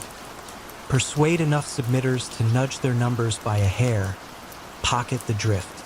A fraction of a basis point could fatten his book by £300,000. He did not bribe or threaten. He relied on camaraderie, that old city code of favors returned over pints in Leadenhall pubs. A message might read, "Little high on 3-month today, mate. Fancy a shave?" The contact would reply with a winking emoji, and the deed was done. To Colin it felt victimless, almost playful, like tilting a pinball machine. Across the river, in a rented Southwark flat, risk analyst Priya Deshmukh sat cross-legged on the floor, laptop balanced on a stack of economics journals. She had been hired by the Financial Conduct Authority to comb historical Libor data for patterns that plain sight missed. What she found troubled her. On days Iberian Continental reported an outlier submission, corresponding futures volumes at the exchange spiked in the bank's favor. The correlation was modest but persistent, a tap dripping in the night. Priya asked her supervisor whether traders could influence submissions. He shrugged. They're firewalled from the treasury desks. She knew walls built of policy often crumbled against whispers built of ambition. She kept digging, scripting queries that painted time-lapse heat maps of rate movements. A single ID tag appeared frequently in chat logs the FCA had subpoenaed from other banks. See Mercer. Meanwhile, Colin's appetite grew. He began orchestrating multi-day maneuvers, easing the Monday rate, tightening Wednesday, capturing the whiplash. His chats turned bolder, sprinkled with jokes about rigging Big Ben and printing T-money. One afternoon he suggested, half serious, that submitters synchronize adjustments to spell his initials in the decimal places. They laughed. No one threatened to report. The fraternity of markets prized winners and forgave swagger. Summer 2011 arrived with rare heat, and rumors of reform floated like warm air through Canary Wharf. Newspapers speculated the benchmark might be overhauled. Politicians muttered about opacity. Colin watched the headlines with detached amusement. Reform, he believed, moved slower than profit. Then, on an otherwise forgettable Tuesday, compliance officers swept the trading floor, collecting phones and escorting several staff into side rooms. A Reuters article had broken, "Regulators probe rate rigging at major banks." Colin's pulse quickened but steadied again when no one called his name. By evening, he felt almost giddy, certain the net was too large to notice one fish. Priya, meanwhile, delivered her findings to senior FCA lawyers. Her presentation was quiet, the room dimmed for slides. Scatter plots blooming red where Iberian Continental's trades aligned with skewed submissions. Afterward, a veteran attorney rubbed his chin. "How certain are you?" She met his eyes. "Certain enough to knock on a door tomorrow." That door belonged to Colin. Dawn cast long stripes across his minimal West End apartment when the buzz of the intercom shattered his dreams. 2 officers from the Serious Fraud Office presented a warrant. Colin's smile, usually quick, faltered as they sifted through drawers, seizing USB sticks and a leather notebook filled with hand-drawn payoff diagrams. One agent read aloud a chat. "Need 3M lib low 2 ticks please. Promise champagne." The words, once harmless banter, now sounded like nails against glass. At headquarters, interviews unfolded in soft tones that belied their gravity. Colin admitted suggesting rates but denied coercion. "Everyone did it?" he insisted, a phrase that tasted flimsier each time it left his mouth. Prosecutors, armed with Priya's correlation matrices, pressed harder. They displayed emails from smaller banks thanking him for profitable tips, evidence of quid pro quo that shaded friendly nudges into conspiracy. News desks lit up with the phrase "Libor scandal," and the public learned, with indignation, how their mortgages and student loans linked to a rate steered by private banter. Iberian Continental suspended Colin, then dismissed him when documents showed his desk earned £44 million in 2 years. Money now labeled tainted. Shareholders filed suits. Lawmakers convened hearings. Trust, that invisible lubricant, leaked into headlines. Colin pled guilty in exchange for a reduced sentence, trading liberty for candor. In court, he looked smaller than the tailored suits he once favored, shoulders rounded, gaze fixed on the polished wood of the dock.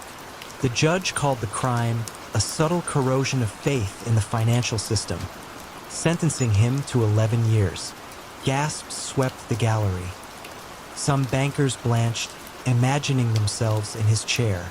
Priya watched coverage on her flat's flickering television.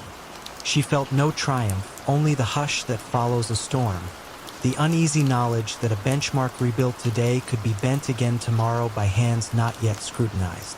She turned off the set and opened a window. Evening air drifted in, carrying the faint clang of St. Paul's bells. Time, she thought, keeps perfect rhythm even when markets do not. Months later, Libor's governance was overhauled. Submissions anchored to real transactions, audits tightened, transparency pledged. Yet in conference bars, traders still joked about the old days, when rates moved like marionettes. Colin's name surfaced less often, already half mythical, a cautionary tale told with a shrug.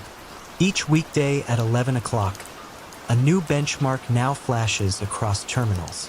Priya, promoted to lead analyst, glances at the figure, then at a line of code she wrote to flag anomalies. Somewhere, gears still turn, but the room is quieter, the tick of the clock more honest. For now. The skyscraper's glass facade glittered over downtown Houston like a promise made in sunlight. Inside, the company that occupied the uppermost floors projected the same dazzling confidence. Traders in starched shirts shouted into headsets. Analysts pored over spreadsheets that glowed with improbable growth. And visitors found themselves ushered through halls where abstract art met Texas swagger. At the apex of this hive stood Chief Financial Officer Martin Kessler, a man whose cobalt blue ties rivaled the sky beyond his office window. No one in the building, not even the board, suspected that Martin's genius lay not in numbers alone, but in the precise art of hiding them. He began innocently enough. When natural gas prices dipped one spring, Martin created a special purpose vehicle, a shell company, technically independent, but tethered to the firm by invisible threads of debt. The maneuver shifted short-term losses off the books, inflating quarterly profits by just a few $1,000,000. Colleagues called it creative, auditors called it complex, and investors never thought to ask. The stock climbed. Martin's maneuver became a legend whispered approvingly in conference rooms. That single sleight of hand was like the first stone slid from an ancient foundation. Nothing collapsed, so he slid another and another until narrow tunnels ran beneath the gleaming tower. The CEO, Robert Greaves, adored numbers that moved up and to the right. He adored Martin even more for producing them. Robert's faith was paternal and blind, rooted in the belief that brilliance excuses opacity. Martin's got it handled, he'd say, waving away any director uneasy about the firm's soaring leverage. In return, Martin protected Robert's dream of transforming an energy trader into a Wall Street juggernaut. If outsiders marveled at their debt-to-equity ratio, Martin invited them to study a chart whose lines resembled a mountain staircase ascending to heaven. The explanation was always the same. We've redefined risk. Employees bought in. Secretaries invested their retirement accounts in company stock. Young managers took out mortgages on the assumption that the share price would rise forever. Even rival firms conceded the company possessed an almost mystical mastery of volatility. Newspapers ran profiles of Martin describing him as a wizard with derivatives. Though no article explained exactly how his structures worked, the details were too dense, the returns too dazzling. Journalists didn't push because markets didn't punish. The tower became a shrine to perpetual motion, each quarter's profit fueled by the next quarter's expectation. Yet inside Martin's spreadsheets, reality wept for attention. The special-purpose vehicles had multiplied like cells. Some sat in the Cayman Islands, others in Delaware, each holding debt disguised as revenue, losses labeled as regulatory offsets, and liabilities offset by assets whose value fizzed away the moment you touched them. Occasionally, a junior accountant noticed an imbalance and emailed a question. Martin's responses were generous with polysyllables: synthetic securitization, mark to model, and barren of clarity. The accountant learned to stop asking. When the energy market convulsed after a string of pipeline mishaps, the firm's trading desk suffered a $100 million hit overnight. Martin slid the loss into a vehicle called Sierra 8, financed it with a promise of future profits, and watched the share price rebound within days. But the patch frayed quickly. Sierra 8 needed real cash to service its debt, and that cash no longer existed. The next quarter, a second loss followed, then a third. Each hole demanded a larger patch until the patches themselves outweighed the original fabric. Outside analysts sensed static on the line. One hedge fund manager, Elaine Porter, dissected the company's footnotes late into the night, highlighting the phrases related party transaction and unconsolidated entity. Elaine's fund took a small short position, then a larger one. She spoke quietly on television. Something about their disclosures feels opaque. The interviewer smiled indulgently. The stock was still up 800% over 5 years, and viewers preferred faith to skepticism. But Martin felt the tremor. In staff meetings, his calm grew brittle. He raised his voice at a risk officer who questioned a numbers table, then apologized so quickly it made the apology seem rehearsed. The breaking point arrived with an autumn earnings call. For the first time, cash flow turned negative in spite of reported profits. An analyst pressed Robert on the discrepancy. Robert deferred to Martin, who spoke for 15 straight minutes, layering jargon like bricks. On the other end of the conference line, investors heard the faintest quiver in his voice, an almost imperceptible hesitation before the word liquidity. The stock slid 7% by market close. Within days, Elaine Porter's warnings appeared on the front page of the business section, framed as a mystery. Is Houston's brightest star burning out? Auditors descended with fresh skepticism. They asked for the master list of special-purpose vehicles. Martin supplied one, neatly typed, but incomplete by nearly half, and in turn hinted at others. The auditors followed the trail to locked cabinets where paper contracts lay hidden like forbidden scrolls. Emails surfaced in which Martin coached subordinates to retain flexibility in classifying debt. The drama moved swiftly after that. Rating agencies downgraded the firm's bonds. Credit lines froze. Employees who had tethered their futures to the share price watched, numb, as it dropped 40% in a single week. On a bleak November morning, Robert Greaves convened an emergency board meeting in the tower's glass-walled conference room. Martin arrived early, stared out at the bruised sky, and calculated the distance between his reputation and ruin. He could confess, perhaps salvage a shred of dignity, but confession meant prison, investors bankrupted, retirees destitute. Silence, on the other hand, had run out of hiding places. When the board demanded answers, Martin's composure finally fractured. Words tangled, figures contradicted. One director quietly dialed outside counsel. The collapse unfolded faster than the ascent. By December, the firm filed for bankruptcy, erasing tens of billions in market value and sending shockwaves through global markets. Federal agents walked Martin out of the tower in handcuffs, his cobalt tie hanging loose like an undone promise.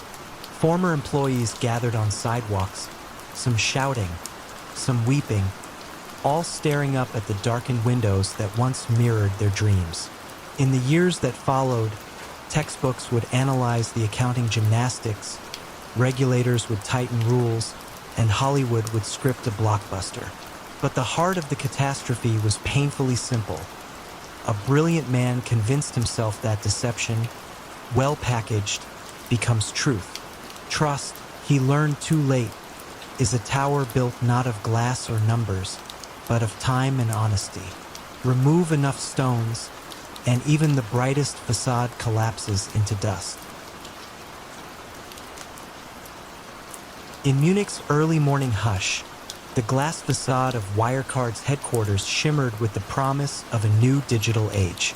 Employees called the modernist complex Spaceship, as if it had broken off from Silicon Valley and landed gently on Bavarian soil. At the top floor, CEO Marcus Braun adjusted his charcoal suit, gazed across the Isar River, and rehearsed his favorite prophecy. Cash is dead, data is king.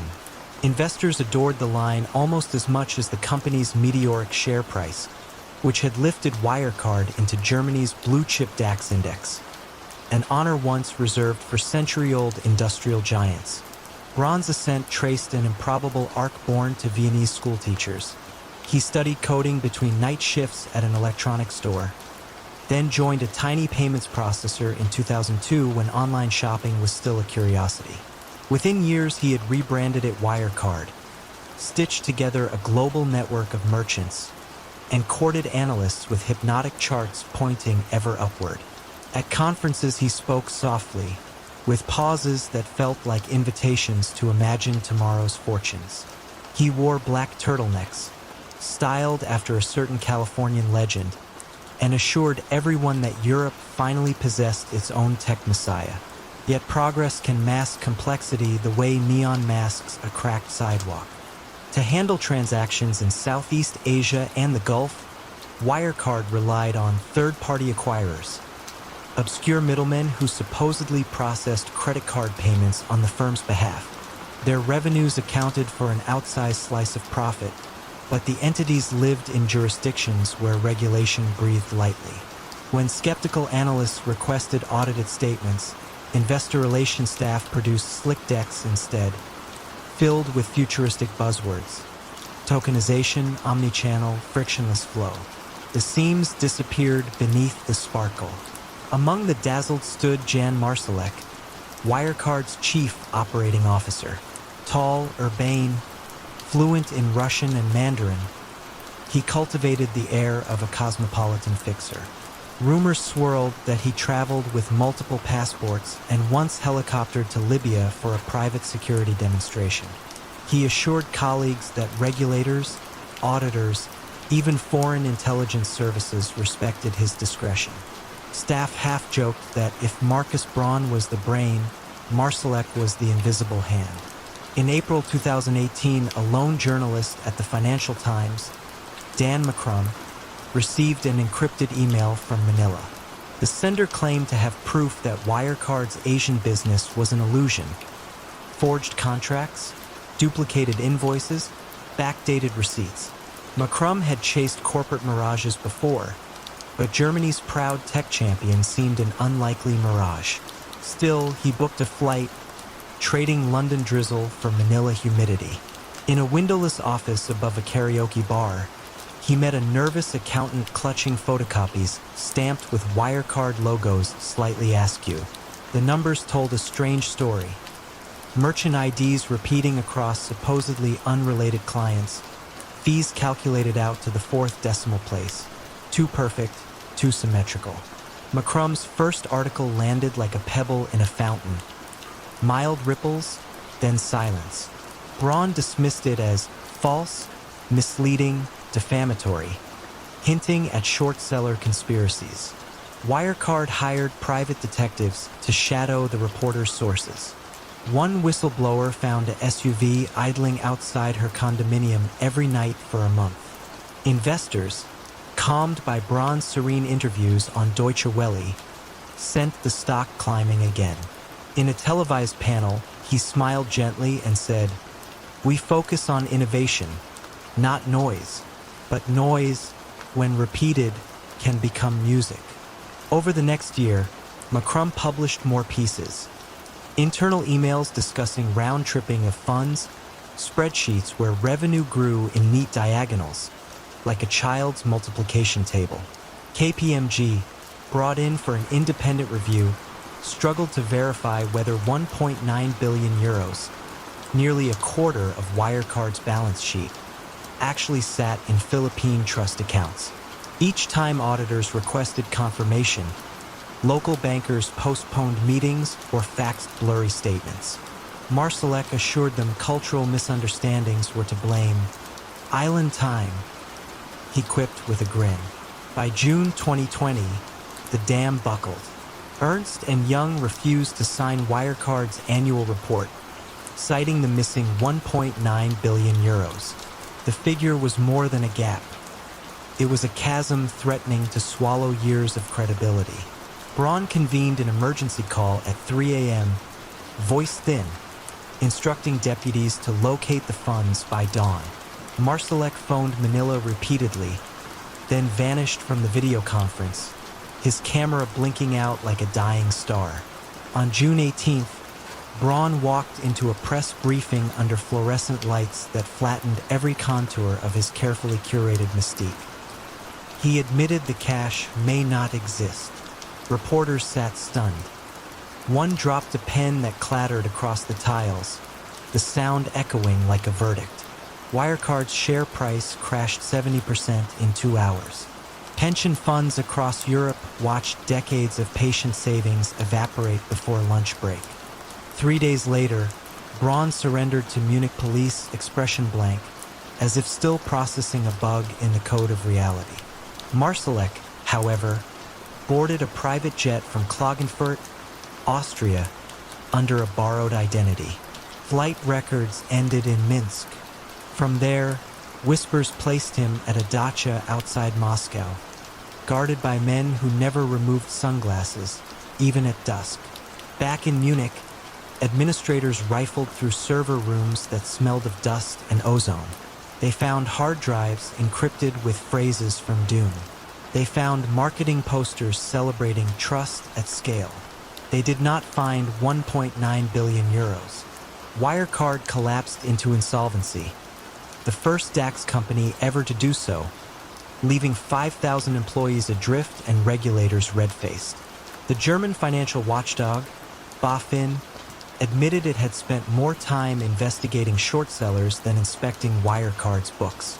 During court hearings, Braun spoke softly of unfortunate dependencies and actions taken without his knowledge. Prosecutors displayed emails where he thanked Marsalek for maintaining the Asian narrative. Today, the spaceship building stands half-lit, its lobby ferns browning under neglected LEDs. Tour guides of Munich's tech district sometimes pause outside, telling visitors how Europe's brightest star winked out overnight. They mention a line auditors now quote like scripture: "If you cannot touch the cash, assume it is smoke." Some evenings, Dan McCrum looks at the skyline from his London flat, the twilight reflecting off shard glass, and wonders where Marsalek hides. Perhaps the fugitive still pitches grand ideas to shadowy patrons, selling illusions woven from confidence and void. For in the realm of digital finance, trust is both the currency and the con. The lesson lingers in Bavaria's crisp air. Numbers, however polished, derive their power from belief. And when a handful of men learn to counterfeit belief itself, even the most advanced spaceship can drift, unmanned, into darkness. Dawn slipped across Paris in pale ribbons of light, catching the mirrored skin of Société Générale's towers in La Défense. Inside the bank's sprawling trading floor, monitors glowed like a constellation, each flicker translating into millions of euros. Among the rows of blue-jacketed dealers sat Jerome Kerviel, a quiet Breton with cropped hair, steady eyes, and a reputation for dogged precision. Colleagues called him the back-office kid who cracked the front, a nod to his unlikely ascent from paperwork clerk to equities trader.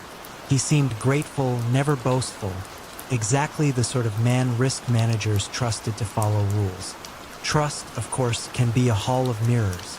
Kerviel understood the plumbing of the bank systems better than most. After all, he had once reconciled trades rather than placed them. He knew where automated checks left tiny seams, the places auditors glanced but rarely probed. By late 2006, he began slipping through those seams, booking small, unauthorized bets on European stock index futures. When they won, he canceled the fictitious hedge he had filed as camouflage and pocketed the profit for the bank. When they lost, he rolled them forward, layering fresh fabric over the stain. Senior managers noticed only the upside. His desk consistently posted outsized gains during a year when competitors sagged. Every evening, cleaning staff watched him linger long after others logged off. He wasn't merely committed, he was possessed. He built false offsetting trades using counterparties that existed only inside his keyboard, then fed forged confirmations into the settlement system. Because the phony hedges mirrored his real positions in size and tenor, automated reports showed a net exposure near zero. To compliance, Kerviel looked like the paragon of prudence. The profits snowballed, and each success coaxed him to double down. By summer 2007, his true exposure hovered near 30 billion euros, roughly the GDP of a small nation, yet the official books still read flat. Only a handful of close friends sensed anything unusual. His sudden taste for expensive Bordeaux, the way he joked about dancing with the tornado. Still, his apartment remained modest, his manner shy. He told himself he wasn't stealing. He was outsmarting a bloated system and earning the firm a fortune. Ambition blurred neatly into rationalization. In August, storm clouds gathered over Wall Street as subprime tremors rattled global markets. Volatility spiked, but Kerviel held his course, convinced he could surf the chaos. His unseen portfolio now edged past 40 billion euros, 4 times the bank's authorized risk limit for the entire equities division. Each morning, he forged new countertrades to keep the illusion alive. Computer alarms rang in back-office cubicles, only to be silenced by his carefully edited explanations. A miskeyed trade, a test entry, a deal awaiting confirmation. The clerks, swamped and under pressure, shrugged and moved on. Then came January 18, 2008. A mid-level risk controller named Marie and Chenier noticed a glaring oddity. Kerviel had booked a massive hedge with Deutsche Bank over a holiday weekend when German markets were closed. She picked up the phone. Deutsche Bank's middle office had no record of such a trade. Chenier escalated the finding. Emails flew up the chain. By that evening, compliance officers encircled Kerviel's desk like surgeons around a patient whose pulse had flatlined. He didn't flee. Instead, he answered calmly, offering thick binders of printed confirmations. A closer look showed doctored logos, mismatched fonts, dates that bent the calendar. One manager whispered an expletive. Another stared at the ceiling as if searching for a trapdoor. Within hours, executives realized the bank sat on secret positions totaling 50 billion euros, more than its entire market capitalization. Unwinding them would batter already fragile markets. Hesitation, however, meant annihilation. The following Monday, while most of France savored morning espresso, Société Générale began dumping futures into a falling market, desperate to flatten exposure before word leaked. Screens bled red. Global indices fell so sharply that pundits initially blamed a phantom U.S. recession rumor. By Wednesday, the bank had crystallized a 4.9 billion euro loss, the largest rogue trading hit in history. Only then did management go public, framing Kerviel as a lone wolf who used cunning and deceit to elude all controls. Analysts gasped, shareholders raged, politicians convened emergency hearings. Kerviel retreated to his mother's house in Pont-à-l'Abbé, where reporters camped on the damp roadside. He paced the living room parquet, phone buzzing with calls from lawyers offering salvation. Friends urged him to vanish across a border, but he felt oddly relieved, as if an iron mask had slipped away. 3 days later, he took a train to Paris and surrendered, walking past camera flashes with the weary posture of someone returning borrowed time. Interrogations stretched deep into the night. Investigators asked why he hadn't enriched himself. Apart from a few lavish dinners and a second-hand Audi, his bank account was ordinary. Kerviel spoke of playing the game, of proving that control frameworks were paper shields. Some heard contrition, others heard arrogance. Either way, the fallout spread. Bonuses were clawed back, regulators rewrote rulebooks, and the bank sold prized assets to plug the crater in its balance sheet. In court, prosecutors painted him as a sorcerer of spreadsheets, reckless and narcissistic. Defense attorneys depicted a culture intoxicated by profit, happy to applaud miracles until the curtain snagged. The tribunal finally handed down a 5-year sentence with 3 years firm, plus an order to repay the full 4.9 billion euros, an impossible sum that hung over him like cosmic satire. He served 18 months, emerging to ankle bracelets, job training workshops, and the uneasy status of folk antihero. Years later, on quiet evenings, Kerviel sometimes walks along the Seine, watching commuter lights skim the water. The towers of La Défense still glimmer in the distance, their glass faces opaque, withholding. He thinks of the moment a cursor blinked on his screen, inviting one more fabricated hedge, one more step across the line where audacity hardens into fraud. In that blink lived destiny, for himself, for the bank, for every risk officer now double-checking a trade that looks too perfect. The lesson remains suspended in the Parisian dusk. Controls are only as strong as the hunger they must restrain, and a single determined mind, fluent in the machinery of trust, can tilt the financial world until even skyscrapers seem to wobble. Icicles clung to the eaves of the red brick riverfront trust building, and the Mississippi below moved as slowly as thickened glass.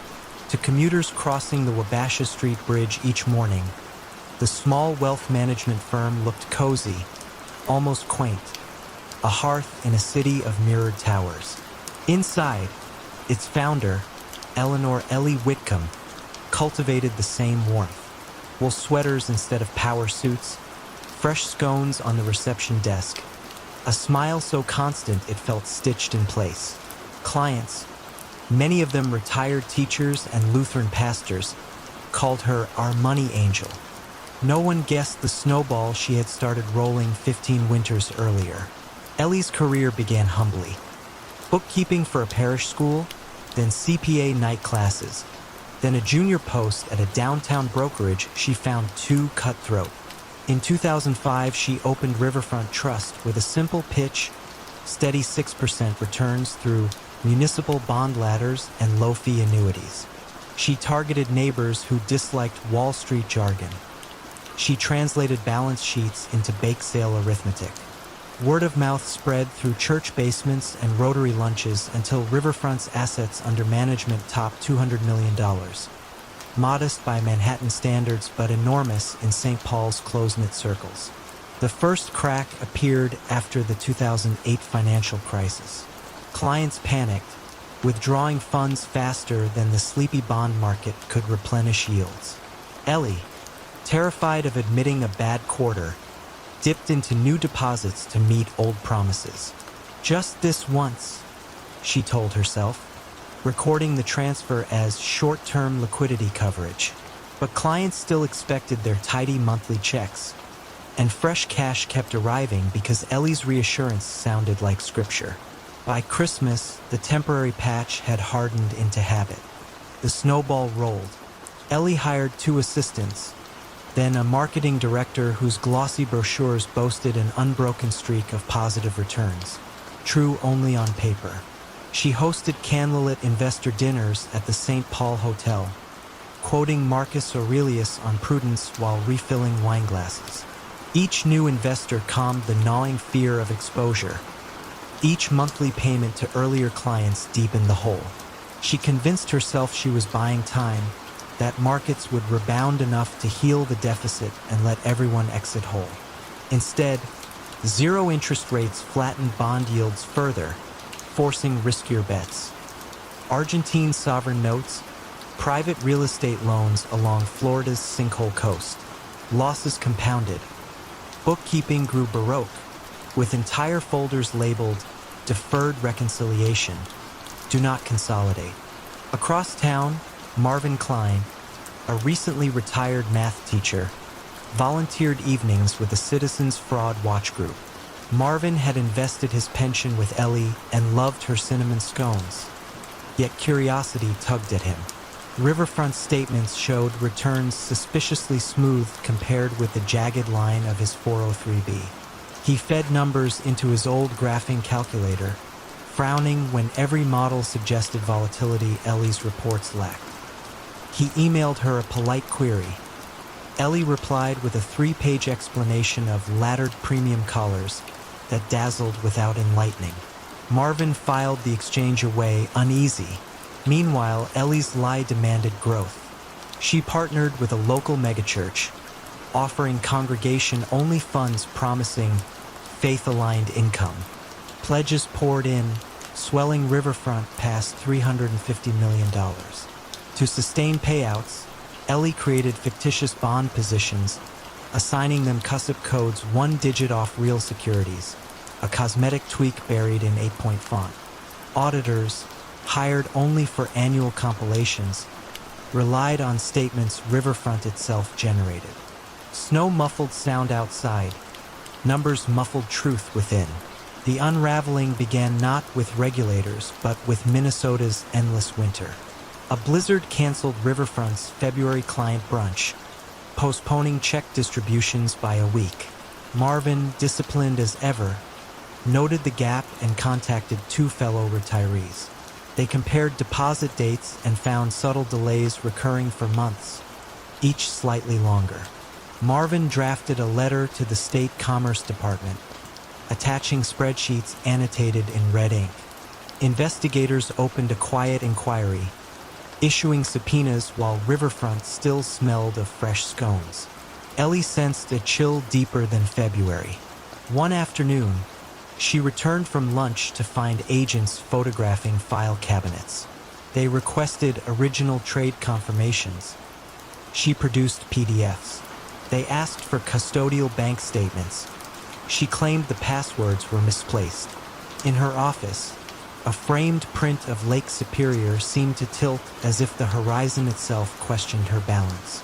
That night, she sat alone by the Mississippi, watching ice floes drift like silent jurors, and rehearsed explanations that sounded brittle even to her own ears. The Commerce Department's forensic accountant, Sofia Delgado, traced cash flows and found the classic Ponzi heartbeat. Outflows to early investors perfectly matched inflows from new ones, with no independent revenue. When Sofia confronted Ellie in a sworn interview, Ellie's composure depended on a single sentence. "I always intended to make everyone whole." The words hovered, hollow as a snow-capped shell. Within days, state authorities froze Riverfront's accounts. Federal charges followed: wire fraud, mail fraud, money laundering.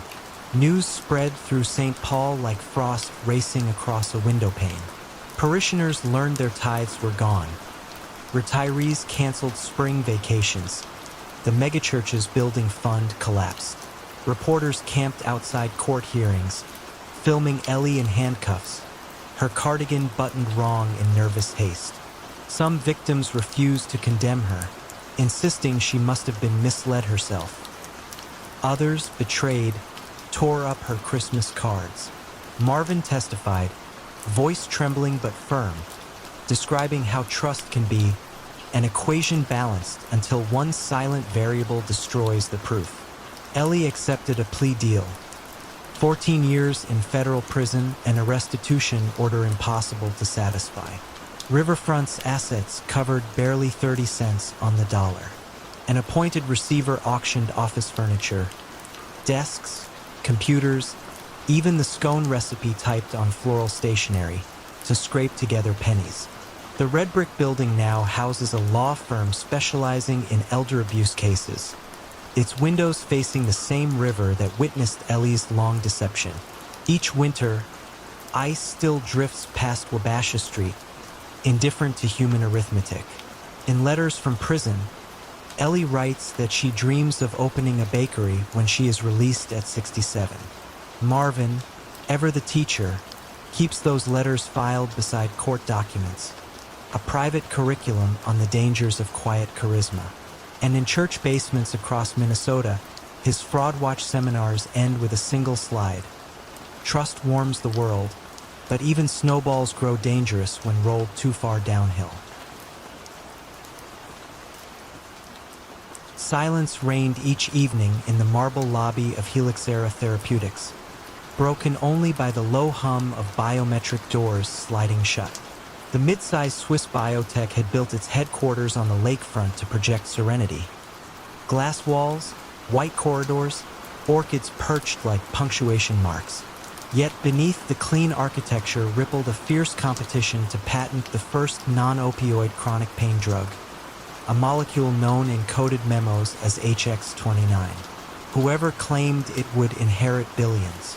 Maxime Fournier, head of data security, felt the pressure in subtle ways.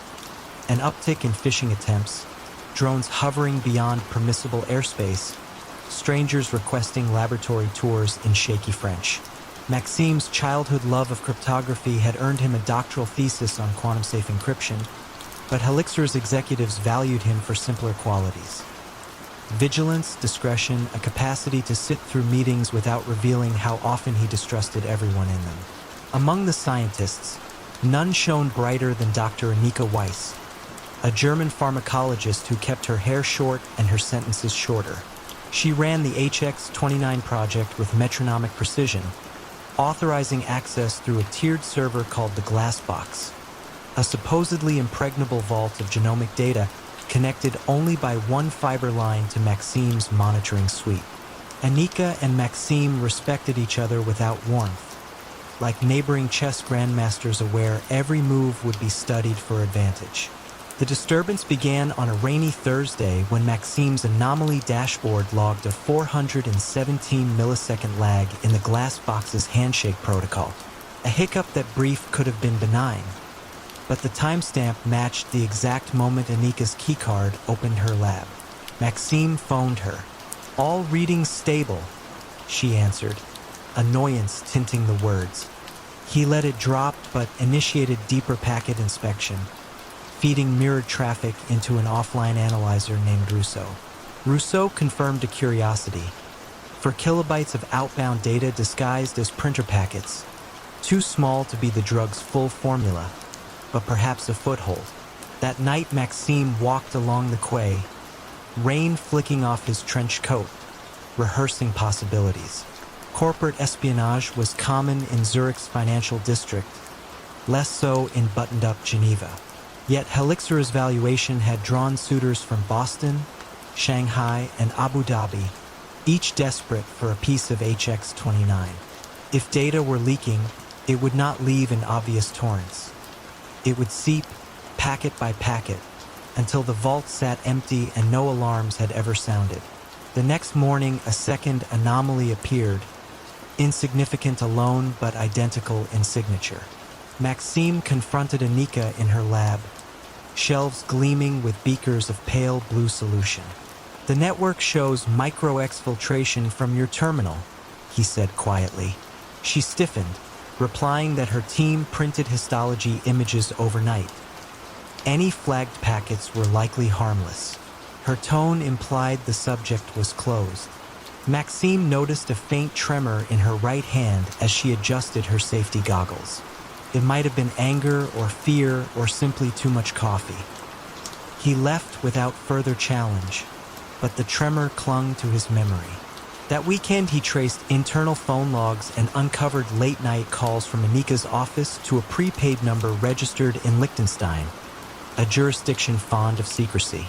Maxime submitted a confidential report to CEO Katerina Dufour, urging permission to surveil Anika's workstation. Katerina, ever cautious of scandal, refused outright. "If we accuse our lead scientist without proof, we implode from within," she warned. Maxime understood the politics. Investors worshipped Anika's brilliance. Still, he could not ignore the evidence. So he sought a quieter route, observing without accusing. On Monday, he upgraded the building's HVAC sensors, officially to monitor energy usage, unofficially to triangulate Bluetooth beacons. The data placed Anika in the server room twice after midnight, her presence masked by a generic maintenance badge. Each visit coincided with another 4-kilobyte leak. Maxime's pulse quickened. The pattern was now mathematically undeniable. He confronted Katerina again, this time armed with graphs and time-stamped video stills. The CEO exhaled, defeated, and granted him one night to obtain irrefutable proof. If he failed, the matter would be buried. Geneva's dawn came late in winter. Maxime had until then. He chose simplicity. A honey file named HX-29 protocol RevF seeded with false reaction steps that would catastrophically destabilize any lab that attempted replication. He planted it in the glass box, flagged with innocuous metadata. Then he waited, Rousseau humming like a watchful animal. At 2:11, Anika's badge accessed the server. At 2:12, 12 kilobytes, larger than before, drained toward an IP trace to a hotel 2 kilometers away. Maxime triggered an alert to building security, then sprinted down marble stairs as lights flickered to night mode. They intercepted Anika in the loading dock, lab coat half buttoned over street clothes, a thumb drive clenched in her shaking hand. Her eyes flashed something between defiance and relief. Maxime felt no triumph, only fatigue. When the guards escorted her to a glass conference room, she spoke first. "I gave them crumbs, enough to string them along, not enough to finish the drug." Her voice cracked. "My brother's startup is bankrupt. They threatened to litigate him into ruin unless I cooperated." She paused, breathing hard. "I thought I could feed them trivia until we filed the patent, then no harm done." Maxime listened, the ethical terrain shifting beneath him. She was saboteur and savior both, betrayer of code and protector of the crown jewel. Yet intent mattered less than consequence. Trust had fissured. By dawn, police arrived with warrants. News of the arrest leaked within hours, shaving 15% off Helixer's stock despite the company's statement that HX-29 remained secure. Investors rarely differentiate between near miss and calamity. Internal fallout proved harsher. Anika entered a plea arrangement for industrial espionage. Her brother's company folded anyway. Helixera tightened access controls until hallway chatter resembled whispers in a monastery. Maxime, hailed as guardian, felt oddly hollow. Each new security layer he installed reminded him how fragile innovation is when tethered to human need. Debt, pride, family, fear, motives that no firewall can neutralize. Months later, HX-29 passed clinical trials and catapulted the firm's valuation. At the celebratory banquet, Katerina toasted the fortress that shields our science. Applause echoed off chandeliers, yet Maxime pictured the tiny, nearly invisible packets sliding through the network like stowaway snowflakes. He understood that every fortress is merely a pause between sieges, every cipher a temporary stay against desire. Looking out at the calm black water beyond the ballroom, he wondered which breach would come next, and whether vigilance alone could ever silence the human hunger for shortcuts. Under the bright palms of University Avenue, Perimeter Diagnostics gleamed like the future. Its lobby featured a waterfall that trickled over frosted glass, and receptionists in charcoal gray jackets offered kombucha instead of coffee. The startup promised to revolutionize medicine with a single drop of blood run through a machine called the Helios Prism, a toaster-sized box that, according to marketing decks, could screen for 200 conditions in 10 minutes. Journalists compared it to an iPhone for health. Investors whispered of trillion-dollar horizons.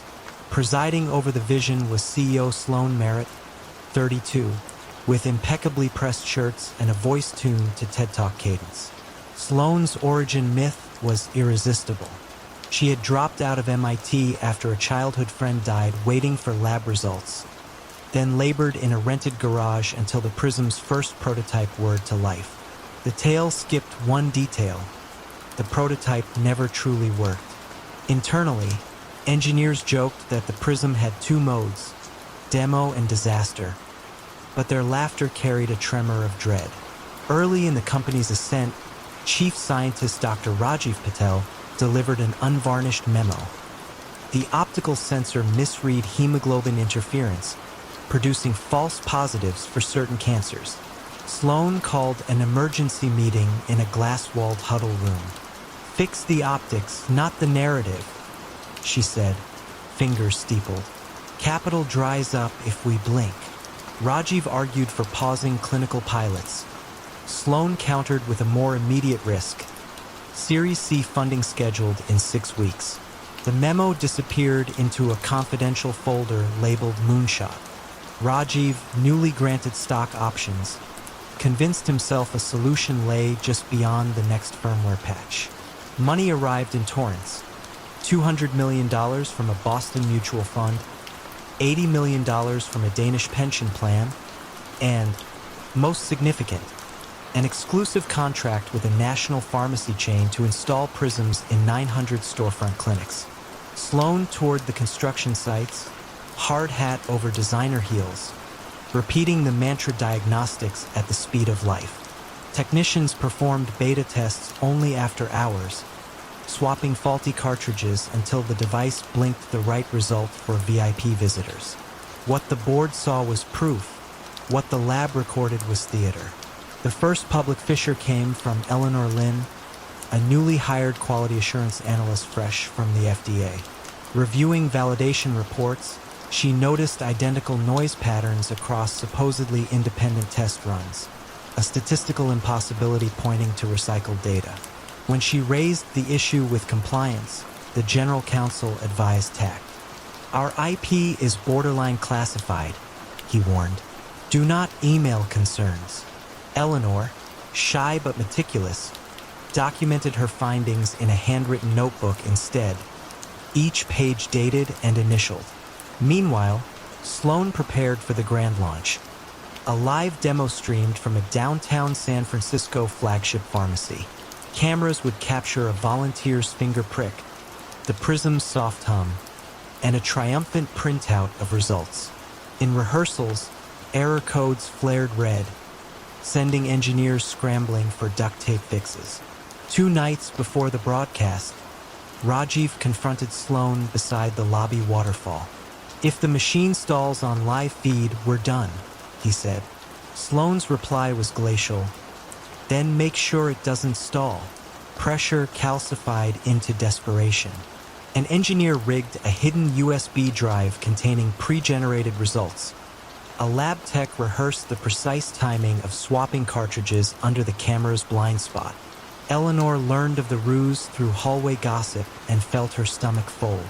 That evening, she copied her notebook, sealed the duplicate in an envelope, and slid it under the door of Miles O'Rourke, an investigative reporter she had once met at a Stanford alumni mixer.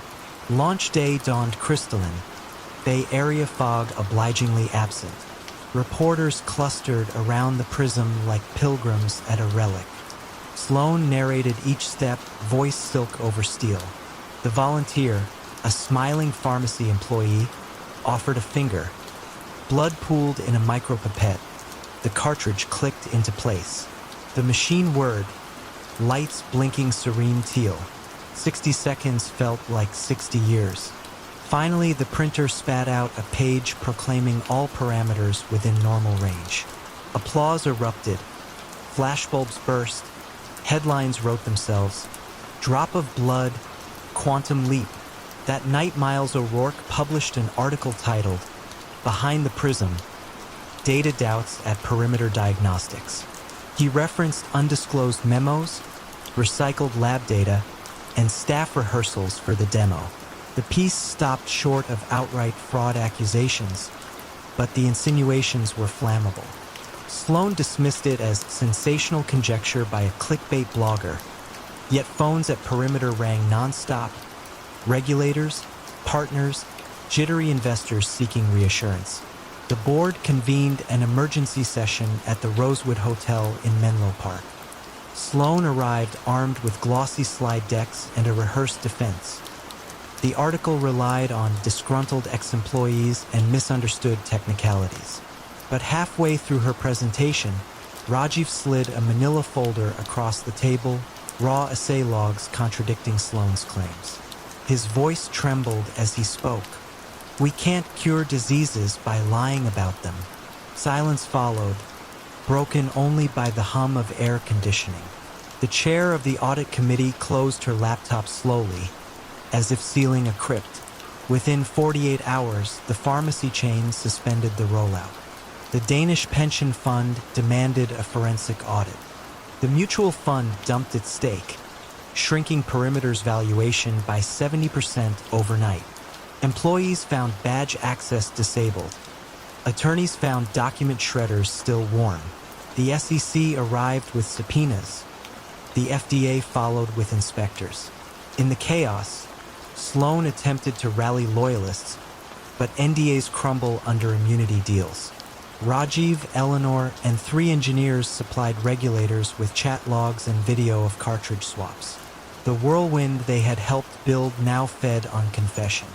Sloan was indicted on counts of wire fraud and conspiracy to defraud investors. During the trial, she maintained that her only crime was optimism ahead of the curve. Jurors watched a replay of the livestream demo alongside outtake footage revealing the hidden USB drive. Conviction was swift, 11 years in federal prison, restitution exceeding any cash she still possessed. As marshals led her away, she passed a hallway monitor replaying her launch day mantra. The screen flickered, then went dark. Perimeter Diagnostics entered bankruptcy. The waterfall in its lobby fell silent. Pumps switched off to save power. Former employees scattered to rival labs, CVs scrubbed of the Prism's name. Eleanor joined the FDA as an investigator. At night, the empty headquarters reflects the Palo Alto moon, its glass panes mirroring a caution no billboard can convey. In the rush to disrupt, truth is the first valve engineers override, and the last syllable investors hear before silence. The future still beckons, but it now does so through tempered glass. Transparent, fragile, and impossible to ignore. Bernard Madoff's office at 885 3rd Avenue felt less like Wall Street and more like a private club hidden high above it. Persian rugs muted every footstep, cream-colored couches swallowed visitors in discreet comfort, and a single abstract painting, crimson triangles rising toward a vanishing point, hung behind the reception desk. Clients called it the pyramid, though no one pondered the symbolism for long. They were there to see Bernie, the kindly elder statesman who spoke in a grandfather's hush and delivered returns as steady as the Hudson's tide. For decades, the pattern never broke. 10, 11, sometimes 12%. Good years and bad, recessions and booms, the line on quarterly statements climbed at an unwavering angle. Teachers' pension trustees in Ohio, a Paris private banking family, a Hollywood director, all received identical reassurance. Nothing fancy, Bernie would say, patting a shoulder, just disciplined hedging. He dismissed questions with a genial wave, why complicate a gift horse? And invited them to view the Velvet Room, the gilt elevator ride downstairs where computers supposedly ran a secret algorithm. Few accepted. Fewer still noticed that the trading floor was silent, screens resting on blank blue desktops like sleeping eyes. Up on the 19th floor, Frank DePascali managed the books, a Queen's accent softening into deference whenever Bernie entered. Frank's spreadsheets reported trades in big-cap American stocks placed at impossible prices, always a hair above the market's daily low or below its high. A junior accountant once joked they should buy lottery tickets with odds like that. Frank smiled, then deleted the column and reminded her Bernie's strategy involved split-strike conversions, too technical to dissect. The accountant told herself genius often hides behind jargon, and returned to reconciling deposits that arrived in cheerful torrents. One person, however, found the cheer too uniform. Dina Gold, a financial analyst at a Boston fund of funds, read Madoff statements with a mathematician's skepticism. She plotted Bernie's monthly returns against the S&P 500 and saw a near-perfect horizontal bar. No volatility, no drawdowns, just smooth ascent. Markets aren't rivers, she told her supervisor. They're oceans, waves, storms. Her concerns were logged, then buried beneath the weight of boardroom gratitude. Every institution wants a linchpin that never slips. Winter 2008 brought crisp air and unrelenting headlines. Housing defaults, credit default swaps, names like Lehman and Bear tumbling from pedestals. Through the chaos, Bernie sent his usual letters, reassuring paragraphs, gentle fonts. Clients felt lucky. They told friends who, in turn, wired fresh millions. Money had become frightened, and frightened money seeks certainty. One Friday in early December, Bernie's sons, Mark and Andrew, climbed the mahogany stairs to their father's penthouse apartment on East 64th Street. They'd heard rumors, counterparties refusing trades, clearing firms demanding collateral. In the living room, Ruth Madoff poured tea while holiday lights blinked along Fifth Avenue. Bernie, wearing gray cashmere, asked the sons to sit. His voice cracked as he began. It's all one big lie. They stared, uncomprehending. Bernie explained that no trades had been executed for years. Deposits from new investors paid redemptions to old ones. About 50 billion, he whispered. Silence stretched until the mantel clock chimed 6. Mark finally asked, "What's the plan?" Bernie looked up with tired eyes. "I was thinking of mailing bonuses, then turning myself in." The sons left in shock, dialed a lawyer, and were advised to report immediately. By morning, the FBI rang the apartment buzzer. Agent Theodore Cassioppi found Bernie seated in a leather chair, hands folded. "Are there any innocent explanations?" the agent asked. Bernie shook his head. "No, it's just me." He rose, wrists extended for cuffs, then reconsidered and removed his wedding band, placing it on a side table as if checking valuables before surgery. Down on the sidewalk, cameras flashed.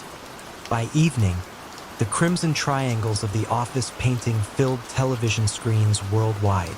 As subpoenas landed, the structure revealed itself.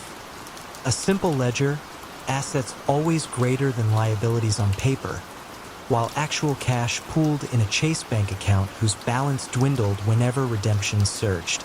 There were no offshore labyrinths, no exotic options. Dina Gold watched events unfold on CNBC, feeling a twist of vindication knotted with dread. Her firm had invested $23 million. Auditors now labeled the position worthless. Across Europe, charities canceled scholarships, and an elderly couple in Avignon sold their vineyard to cover tax bills on phantom gains. Grief surfaced in unlikely forms. A Palm Beach retiree stood mute before an empty safe deposit box. In March 2009, Bernie entered the federal courtroom in Lower Manhattan wearing a bulletproof vest under his blazer, an irony that did not escape observers who trusted him to guard their futures. He pleaded guilty to 11 counts: securities fraud, wire fraud, money laundering. When Judge Denny Chin asked why he surrendered, Bernie said, "I realized my arrest would inevitably happen." The word inevitably hung like mist. Minutes later, Chin imposed 150 years. Spectators exhaled in collective astonishment, not because of the length, but because the system, so often lenient with boardroom crime, had finally measured punishment in centuries. Frank D. Pascali cooperated, pouring detail into hundreds of pages. Backdated trades, off-the-shelf software that generated statements, a Xerox machine that hummed past midnight. He died of cancer before sentencing, his deposition sealed with a final apology to everyone who believed. Today, the Crimson Triangle painting sits in an evidence warehouse in Queens, wrapped in climate-controlled plastic. Tour guides at the federal prison in Butner, North Carolina, sometimes mention a former inmate who once managed billions and now mops hallways for 14 cents an hour. Visitors peer down corridors, hoping for a glimpse, but Bernie has retreated into the privacy that eluded him in freedom. On stormy nights, Dina Gold revisits her old spreadsheets, scrolling through columns of impossible steadiness. She teaches graduate seminars now, urging students to cherish volatility, the heartbeat of truthful data, she calls it. At times, she remembers Bernie's receptionist guiding her past the crimson painting, its pyramid pointing upward into nothingness, and feels a chill. Perhaps the lesson is simple. When returns look like velvet, run your fingers against the grain. Fabric that's smooth may hide threads designed to unravel all at once. A single copy of Madoff's quarterly statement lies laminated on Dina's desk, not as a trophy but as a map of temptation. In the margin, she has penciled a line from Virgil, Facilis descensus Averno, the descent to ruin is easy. She shows it to students at semester's end, then closes the folder, the whisper of its cover sounding like the soft sigh of curtains falling on an illusion finally gone dark. The Isar River lay silent beneath a violet dusk when Marcus Braun stepped from a black Audi and strode into Wirecard's glass headquarters on Einstein Ring. Inside, LED panels pulsed the company's new motto, Beyond Payments, across a foyer scented with espresso and ambition. Braun, in his hallmark black turtleneck, moved without haste, as though every hallway already belonged to his imagination. In the executive suite on the 4th floor, he paused at a panoramic window. Below, coders in hoodies volleyed ideas about digital wallets. Above, a neon skyline promised Munich's rise as Europe's Silicon Valley. All that remained, Braun told himself, was to keep the story spinning long enough for reality to catch up. Wirecard had begun modestly in 1999, processing credit card payments for online pornography sites that traditional banks shunned. 2 decades later, it sat in the DAX 30 index beside BMW and Siemens, its valuation north of 20 billion euros. Analysts christened it Europe's PayPal, and German politicians hailed Braun as proof that the continent could still mint tech champions. Yet the firm's growth curve resembled a staircase cut by a trembling hand. Flat months of quiet followed by sudden leaps fueled by acquisitions in Singapore, Dubai, Manila. Each leap required faith that vast pools of transaction revenue lay just out of view, waiting for auditors to confirm. Jan Marsalek, Wirecard's jaunty chief operating officer, supplied that faith in abundance. Where Braun exuded cerebral calm, Marsalek radiated restless energy, dashing through security gates, whispering about next-gen crypto protocols, arranging midnight flights to Manila or Moscow. He kept a spare Austrian passport in his office safe and carried a leather notebook etched with 3 unlisted phone numbers. Employees called him Der Magier, the magician, half in awe and half in fear. Trouble arrived first as footnotes. In 2015, a whistleblower in Singapore emailed Wirecard's external auditor, EY, describing round-tripping schemes in which the company sent money to third-party partners one day and received it back as purported revenue the next. The memo vanished into compliance folders already swollen with similar murmurs. Meanwhile, Braun took the stage at tech conferences, promising frictionless finance for a borderless world. Investors, hungry for a European unicorn, applauded on cue. Across the channel, Financial Times reporter Dan McCrum noticed an anomaly. Wirecard's Asian profits grew faster than its Asian headcount. He published a cautious blog post headlined House of Wirecard. Within hours, Wirecard's attorneys fired back, accusing McCrum of colluding with short sellers. The share price dipped, then rebounded twice as high after Braun announced a $200 million buyback. German regulators opened an investigation, not into Wirecard, but into the journalists and hedge funds betting against it. Confidence, for the moment, was restored.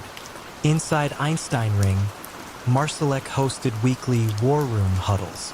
Managers projected maps dotted with small payment processors supposedly feeding billions into 2 trustee accounts at Bank of the Philippine Islands and BDO Unibank. No one from headquarters had ever visited the vaults. Photographs of deposit certificates circulated by email, fuzzy as old postcards. When Finance Director Suzanne Steedle requested independent confirmations, Marsalek laughed. "We need to think in milliseconds, not signatures," he said, then ordered sushi for the room. By late 2019, rumors invaded even celebratory moments. At the company Christmas party, engineers toasted a new cloud payments API while speculating about why KPMG's special audit kept slipping deadlines. In January 2020, KPMG delivered a draft. It could not verify. 1.9 billion euros, roughly a quarter of Wirecard's balance sheet, allegedly held in Philippine escrow. Braun brushed off the finding as delays in document transit. The board extended the publication of annual results, blaming the pandemic. Shares wobbled but held. June 18, 2020, dawned humid in Munich. At 8 a.m., Wirecard issued a terse ad hoc release. The auditors had refused to sign off because the 1.9 billion euros does not exist. The phrase sliced through trading screens like a siren. Within 2 hours, the stock lost 60%. By closing bell, it had shed 90%. Braun called an emergency press conference, the turtleneck now hanging loose at the collar. "We are the victim of a massive fraud," he said, voice even eyes flat. Reporters asked who exactly had perpetrated it. Braun offered no names. That night, Marsalek vanished. Security footage captured him exiting Vienna airport and melting into the shadows near a private jet hangar. June 25th, Wirecard filed for insolvency, the first DAX component ever to collapse. In conference rooms still heavy with the scent of spilled cappuccino, stunned employees calculated severance against mortgages. Braun surrendered to Bavarian police, led away in discreet shackles, escorted past a mural that once celebrated Wirecard's inclusion in the German blue chip index. Investigators alleged he had signed false statements for years, propped up by forged escrow letters printed on doctored bank stationery. Braun insisted he, too, had been deceived. Prosecutors countered with email trails where he approved fees wired to opaque Dubai entities minutes before quarter end. Parliamentary hearings summoned regulators who admitted they had relied on Wirecard's own explanations. BaFin, Germany's financial watchdog, had even banned short selling of the stock in 2019, citing market-threatening speculation. Lawmakers stared at the floor as auditors recounted ignored red flags. Identical revenue patterns across unrelated regions, addresses that mapped to empty lots, trustees who did not recall signing contracts. In April 2022, Braun's trial opened in a high-security Munich courtroom. He entered in a tailored navy suit, hair trimmed, demeanor monk-like. Witnesses described conference calls where dissenting managers were muted, then sidelined. One IT engineer told of scripting code that backfilled missing transaction IDs minutes before auditors arrived. The jury, handed ring binders thick as telephone books, listened as expert after expert explained how numbers can masquerade as fact when trust stands guard at the gate. Wirecard's campus is now a co-working hub for biotech startups. The lobby logo remains, letters unlit, an ironic art piece in a hallway that smells of fresh paint. Visitors sometimes stop, recall headlines, and shake their heads. They speak of technological bravery, of regulatory sleepwalkers, of a magician still at large. More often, they simply point to the missing billions, money that never was yet still managed to buy reputations, elections, and hope. The saga left Germany wary of homegrown heroes and taught investors, auditors, and ministers a lesson as old as bookkeeping. A balance sheet, like a mirror, can be polished until it reflects whatever the beholder wishes to see. And once the illusion cracks, the shards cut deepest those who dared to believe they were gazing at the future. Wall Street at dawn feels almost reverent.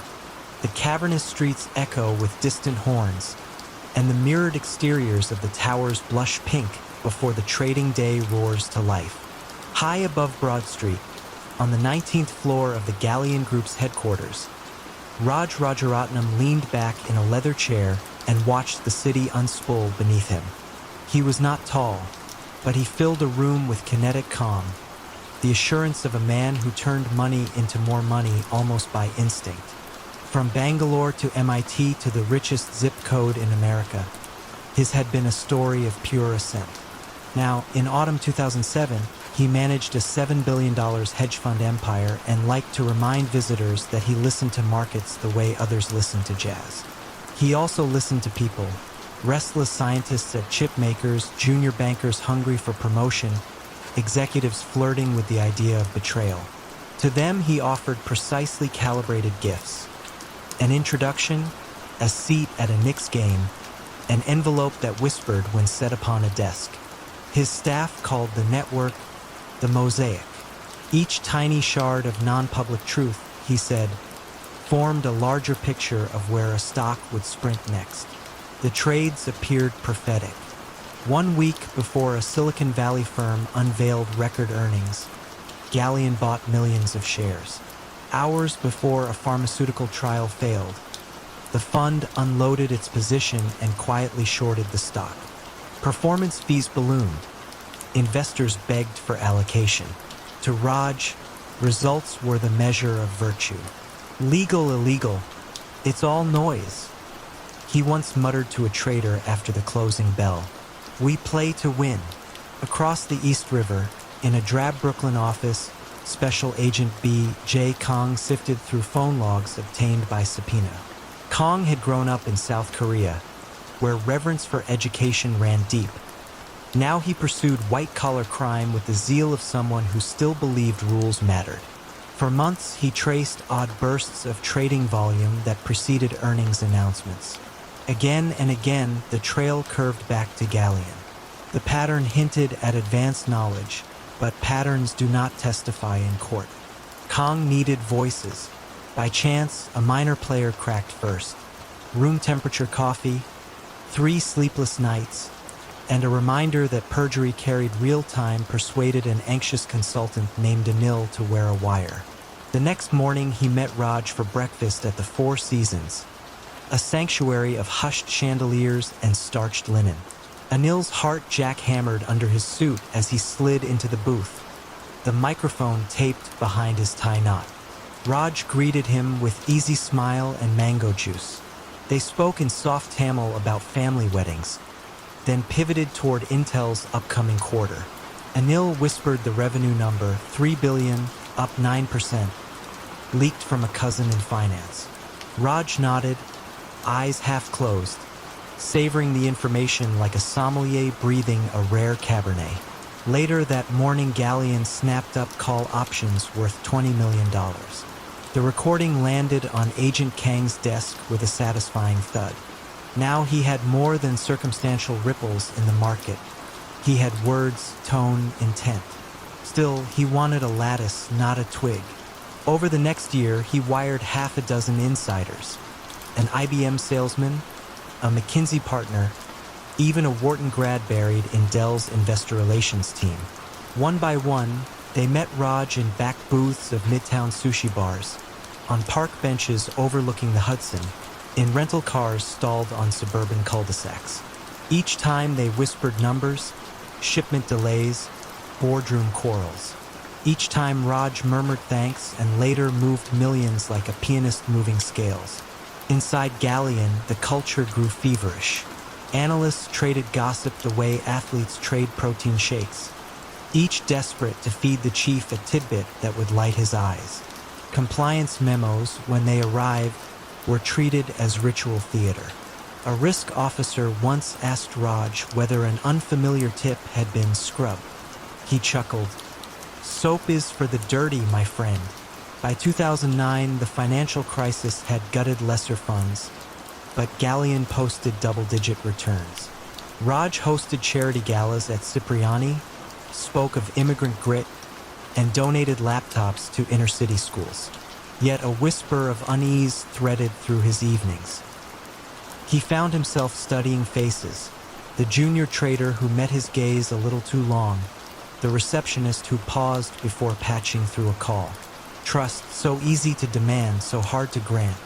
Then, at 6:15 a.m. on an October Friday, a fist hammered Raj's suburban door in Greenwich, Connecticut.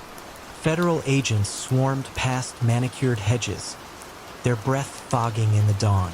Kong stepped forward, badge out, voice steady. "Raj Rajaratnam, you are under arrest for securities fraud and conspiracy." The hedge fund titan appeared almost bemused. He reached for a blazer, smoothed his salt and pepper hair, and walked into the brisk air as shutters clicked and a neighbor's dog barked in confusion. News ricocheted through trading floors before the opening bell. CNBC anchors stuttered. Investors yanked $1 billion from Galleon in a single afternoon. In court, prosecutors played hours of recorded calls. Jurors heard Raj coaching a tipster. "Give me something I can sink my teeth into." They heard him assure a nervous mole, "This conversation never happened." The defense painted him as merely well-connected, just listening to market chatter. But the cadence of confidence had curdled into evidence. After 7 weeks, the verdict rang. Guilty on all counts. Sentenced to 11 years. Raj entered the Federal Medical Center in Massachusetts with the deliberate gait of someone refusing to bend.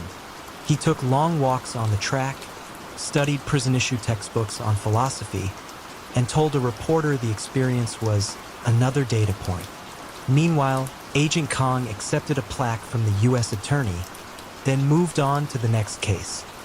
The city's appetite for deception never rests. Years later, the towers of Wall Street still glitter at sunrise, but compliance officers now scan emails with algorithms tuned to odd verbs and sudden goodwill. Hedge fund managers think twice before answering unmarked calls. Yet the game persists, quieter, more encrypted. Somewhere a trader leans close, lowering his voice, convinced he has outsmarted history. The lesson hangs like fog in the glass canyon. Ambition, when fused to access and muffled by hubris, can make even whispers sound like certainty. But walls, no matter how high, keep secrets only until someone decides to listen. Adrian Lowe spent his nights in the silent glare of a Mountain View clean room, coaxing photons through silicon. At 36, he led the LiDAR program at Waypath, the autonomous vehicle unit of an alphabet-sized conglomerate. The team called him the cartographer. His algorithms painted invisible cities of light around every prototype car. Investors valued those spinning sensors at billions, and Adrian, though awkward in conversation, felt the heady thrum of destiny each time the lasers chimed alive. Yet destiny turned fickle in February 2016. A reorganization diminished Adrian's domain. Half his headcount was reassigned to safety redundancy. He watched junior MBAs redraw roadmaps he had etched in code, and something inside him cooled from fire to ice.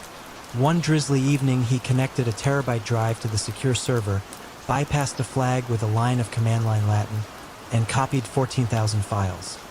Schematics, board layouts, manufacturing tolerances, enough, he believed, to rebuild the crown jewel elsewhere. The transfer bar filled in silence, green pixels reflecting in his rimless glasses. When it finished, he wiped the audit logs and drove home along US 101, the rain stitching faint Morse against the windshield. Weeks later, Adrian resigned to pursue new challenges. Silicon Valley gossip blinked like fairy lights. He had funding from Sequoia and Kleiner. He was building stealth rockets. He was retiring to Mendocino to farm truffles. The truth materialized 3 months later when he unveiled Helios Robotics, promising level 5 autonomy within a year, a timeline that made engineers laugh and venture capitalists salivate. Helios's website showcased a cylindrical LiDAR unit strikingly similar to Waypath's latest prototype, minus the corporate pastel. Across the Bay, Ride Nation, the ride-sharing colossus famous for surge pricing and steel-nerved aggression, felt its self-driving program lagging. The CEO, Dana Pike, wanted victory, not parity. She met Adrian in a decommissioned airport hangar converted into a private test track. He demoed a Helios vehicle weaving between cardboard pedestrians with balletic grace. Dana's eyes narrowed. She offered $680 million in stock and cash on the spot. Adrian paused only long enough to check the vesting schedule. Ride Nation's engineers welcomed Helios with cautious applause that hid unease. Among them was Jessica Marlowe, a tall, soft-spoken systems integrity lead who believed software was a covenant, not a commodity. She reviewed Helios design packages and noticed folder structures identical to Waypath's internal taxonomy. Obscure naming conventions like Plover_thermal_V7. One schematic still bore a faint footer, property of Waypath Confidential. Jessica reported the anomaly. Upper management thanked her and told her to focus forward. Tech, they said, evolved through rapid iteration, not litigation. But the footprint was too perfect, like a snow angel left by someone who never returned. Jessica dug quietly. In log archives, she found a directory labeled Churchill, Waypath's code name for a novel 4-channel photodiode array announced only after Helios's founding. The dates didn't add up. She saved screenshots to an encrypted thumb drive, unsure whether she was safeguarding the company or its future prosecutor. Ride Nation's first integrated Helios test rolled onto San Jose streets that autumn. Tech bloggers crowded sidewalks, live streams ticking upward. The SUV shimmered with promise until, at a left turn, it drifted across the center line, forcing a cyclist to swerve. The vehicle righted itself, but the incident clip revealed a sensor dropout trace to firmware Adrian had altered that morning. Dana Pike summoned him. He blamed legacy interference and requested deeper access to Ride Nation's servers. The CEO granted it, desperate for headlines of success. Meanwhile, Waypath filed a civil action in federal court. Trade secret misappropriation, patent infringement, unjust enrichment. Their lawyers attached forensic evidence. Download timestamps matching Adrian's last week. Security badge swipes synced to anomalous data transfers. The suit sought billions and an injunction. Tech reporters, smelling a courtroom epic, refreshed Pacer as though it dispensed oxygen. Ride Nation's legal chief convened an urgent review. Jessica, summoned as a fact witness, presented her thumb drive. Silence thickened. One attorney whispered, "This is radioactive." Dana Pike, jaw tight, asked Adrian directly, "Did you take their files?" Adrian met her gaze, a pale flicker behind pupils gone stormy, and said, "I built those files." The room registered the semantic dodge.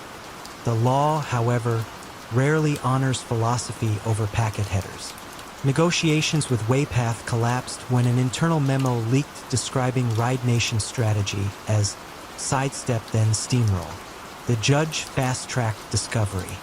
Federal marshals appeared at Adrian's Palo Alto townhouse at dawn, seizing laptops, external drives, even an antique slide rule on his bookshelf. Reporters captured him in athletic shorts, expression fixed between anger and incredulity, as though physics had betrayed him. Dana issued placid press releases about reevaluation, but board members murmured about fiduciary breach. Investors shaved billions off the valuation, and Dana's once meteoric career entered a holding pattern above corporate purgatory. Adrian faced criminal charges for theft of trade secrets. At arraignment, he stood rigid, hands clasped, while the prosecutor described a premeditated looting of intellectual property. Jessica, watching from the gallery, felt a hollow relief tempered by dread. Ecosystems change when giants stumble. Outside, protesters chanted about worker rights, while venture capital tweets lamented innovation chilling. The trial never reached verdict. In a late-night deal, Adrian pled guilty to one count, avoiding a lengthy sentence in exchange for $95 million restitution and a 28-month term at a low-security facility in Lompoc. Waypath secured a perpetual license to any Helios patents. Ride Nation paid $245 million and issued a public apology couched in conditional verbs. On Adrian's first day in prison, the warden escorted him past a chain-link fence buzzing with desert wind. He blinked at the unfiltered blue sky, no LiDAR map overlaying the horizon, only bare existence. A reporter later asked what he regretted most. Through plexiglass, Adrian answered softly, "I thought code was neutral. Turns out ghosts live inside." The quote headlined tech blogs for a day, then slid beneath new controversies. Some evenings she drives the Bayshore Freeway and imagines invisible beams tracing the contours of traffic. Each pulse a reminder that every line of code carries fingerprints, and every shortcut casts a shadow.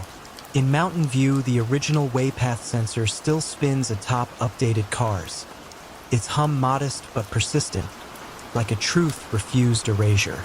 Passers-by rarely look up, yet light sweeps them anyway, recording position, velocity, intent. Ghost code, if it lingers, does so in silence, waiting for anyone to notice the faint imprint it leaves on the roads we trust. A brittle December wind stalked the canyons of Midtown Manhattan when Bernard L. Madoff stepped from the elevator of the Lipstick Building and paused, as if listening to a private metronome. 48 floors below, Christmas lights blinked in brokerage windows, their colors muffled by tinted glass.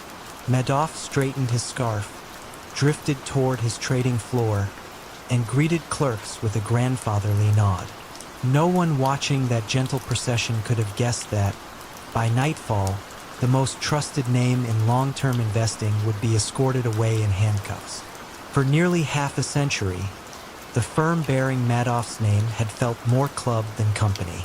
Old guard clients from Palm Beach dropped in unannounced, handing over handwritten sheets of desired returns.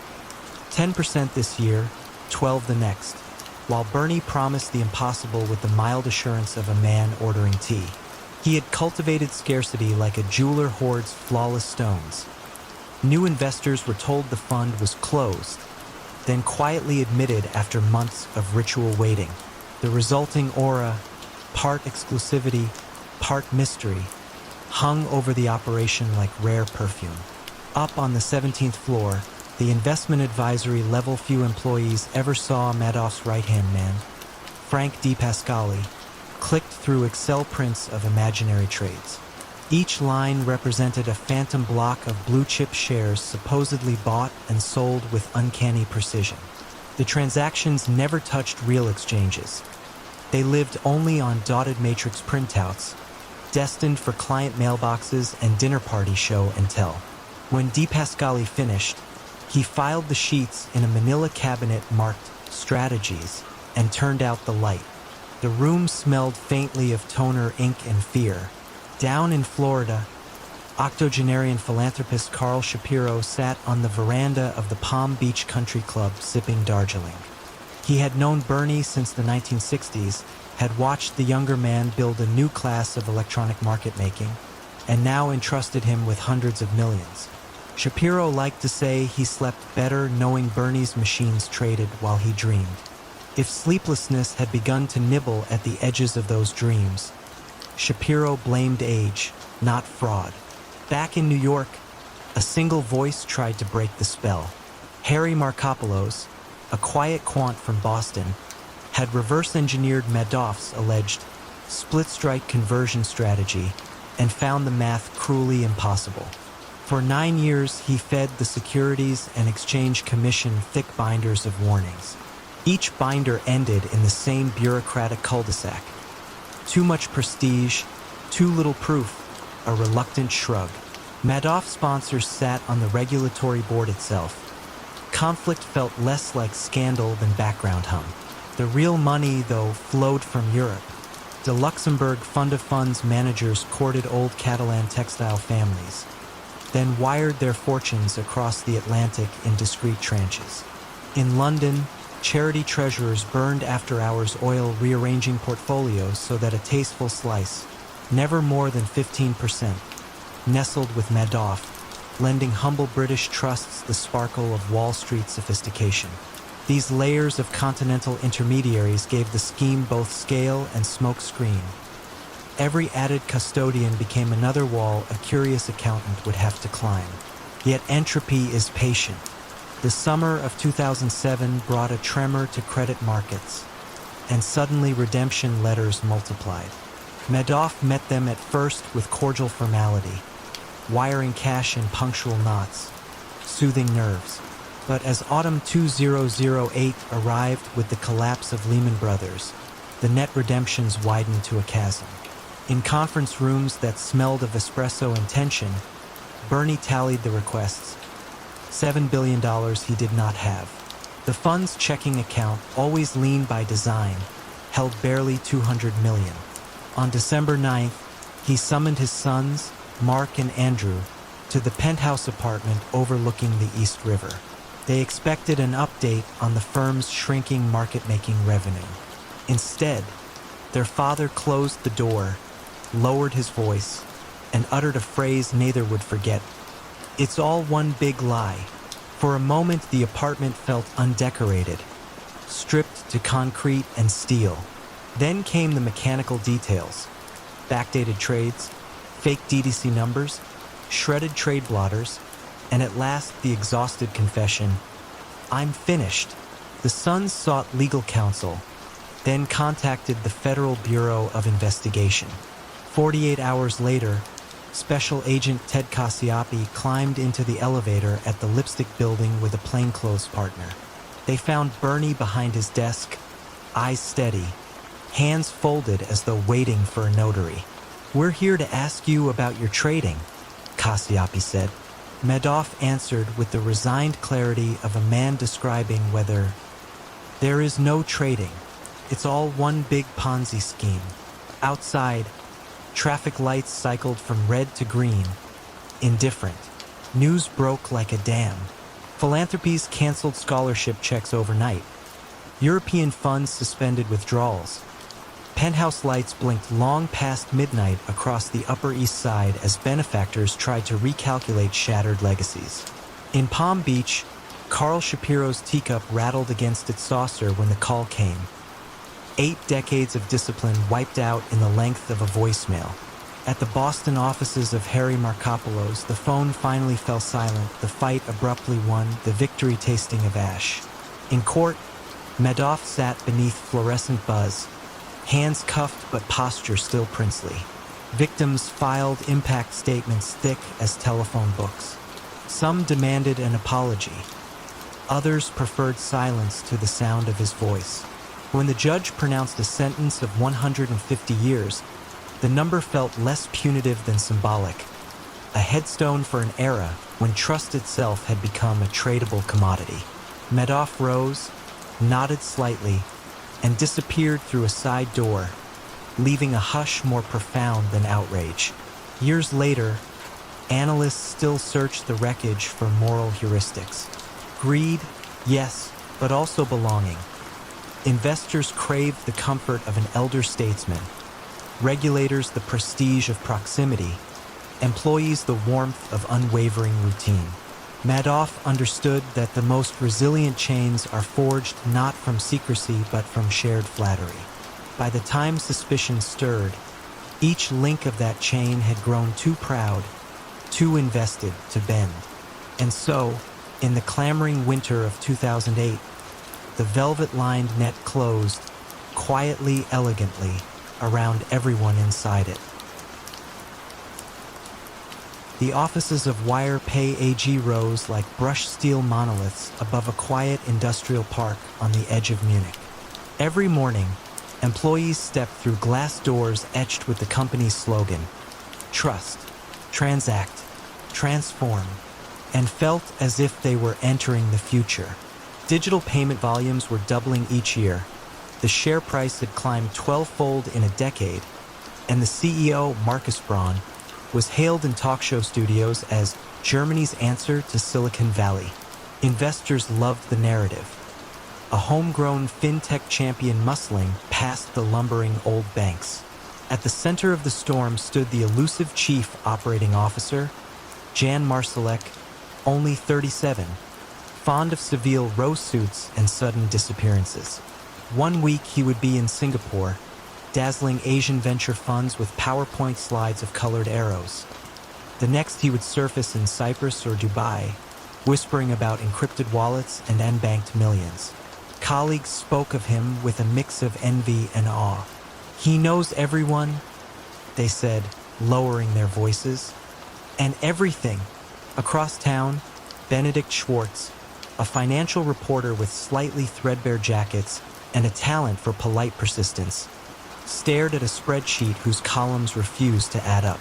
The figures had arrived by courier, slipped from a brown envelope along with a note. "Look at the cash." Benedict had been covering WirePay for years and admired its audacity, yet he had never managed to reconcile the company's booming profits with its slender cash flows. A global payment processor should gush liquidity, like a toll booth collecting coins. WirePay seemed to run on promise, not pennies. Benedict called up bank filing databases, cross-checked subsidiary names, and noticed that the bulk of WirePay's profits came from three little-known partners in the Philippines, Singapore, and Dubai. Each supposedly processed transactions on WirePay's behalf. Each also claimed to hold, in escrow, hundreds of millions of euros that belonged to WirePay's European balance sheet. Yet the audit trail ended in photocopied letters and blurred signatures. In the spring of 2019, a warm breeze carried the scent of linden blossoms through Munich's boulevards. Inside WirePay, auditors from Ernst & Young arrived for their annual review. Marcus Braun welcomed them with soft Viennese courtesy. Jan Marsalek arrived late, breathless from the airport, scattering mint tablets on the polished table. He produced, with flourish, 2 banking confirmations from BPI and OCBC, Asian lenders outlining vast trust accounts in WirePay's name. The auditors photographed the letters, noted the balances, and ticked the boxes. Yet a junior associate, Helena Fisher, frowned. The documents bore no digital verification codes, only rubber stamps. Helena asked whether she might speak directly with the banks. Marsalek flashed a quick smile, explaining that time zone differences made calls difficult. Still, he promised access soon. The meeting adjourned, pastries were served, and conversations drifted to football. Helena, however, could not shake the unease, especially after Marcus Braun, during a hallway chat, referred to the escrow money as a mere technicality. Months later, Benedict's editor agreed to publish a cautious probe. The headline ran in the Tuesday business section, "Mystery Cash Cloud's FinTech Star." WirePay's spokesperson dismissed it as rumor-mongering by short sellers. The stock dipped 3%, then climbed again as analysts issued by notes. Confidence, once installed, had its own gravity. But the probe pried open a door. Regulators at BaFin, embarrassed by whispers that they favored the hometown hero, summoned WirePay's executives for clarification. Marcus delivered polished slides, growth curves, geographic maps, testimonials from pleased merchants. Jan Marsalek, tireless, spoke of revolutionary micropayment rails, quoting William Gibson, "The future is already here. It's just not evenly distributed." The regulators nodded. The meeting ended in smiles. Only Helena Fisher refused to move on. She booked flights to Manila and Singapore, paying from her own pocket, unsure whether the firm would reimburse her. Once on the ground, she visited the listed offices of WirePay's partners. In Manila, she found a single locked room inside a half-empty strip mall. In Singapore, a mailbox service behind a yoga studio. When she tried to schedule a visit to the supposed trustee bank, the receptionist said, "We don't offer escrow accounts of that size." Helena felt the odd vertigo that precedes disaster, the moment when one realizes the floor is made of painted glass. Meanwhile, Jan Marsalek vanished again, this time claiming he had urgent meetings in Beirut. 3 days later, he texted Marcus an encrypted note. "All set. We'll send files Monday." Monday passed. No files. Marcus grew pale. Investor calls multiplied. Benedict received a second envelope, containing internal emails in which executives begged Jan for bank statements, and he replied with emojis. In June 2020, WirePay delayed its audited results for the third time. The share price wobbled like a candle flame. Helena, back in Munich with photographs of empty offices, met the audit committee and outlined her findings. Silence draped the room as she finished. One director finally whispered, "So the cash doesn't exist?" Helena nodded. The next morning, Marcus Braun phoned BaFin and admitted that 1.9 billion in escrow funds were likely missing. The phrase circulated through newsrooms with chilling speed. At 9:15 a.m., trading in WirePay shares was halted. By noon, police entered headquarters, their footsteps echoing across the marble foyer that once hosted product launches and champagne toasts. Jan Marsalek could not be found. Airport logs showed he had flown to Minsk, then disappeared from radar. Rumors placed him in Moscow, Kuala Lumpur, Tripoli. Interpol issued a red notice. Tabloid headlines called him the man without a shadow. Marcus Braun, more subdued, surrendered to authorities, a folded trench coat draped over his arm. Reporters called out questions about contrition. He murmured that he had trusted the wrong people. Employees filed out carrying boxes, some crying, some angry, most numb. Decades of pension savings evaporated. Merchants scrambled to reroute payment gateways. Trust, that gossamer asset, shredded in real time. Helena walked past the empty reception desk, feeling neither triumph nor defeat, only the hollow fatigue that follows the discovery of an unwelcome truth. Outside, summer rain began to fall, streaking the WirePay logo with rivulets that looked almost like tears. Benedict met her under the awning, notebook in hand. "You did it," he said softly. Helena shook her head. "No," she replied, gazing at the darkened windows above. "The numbers did it. We just finally believed them."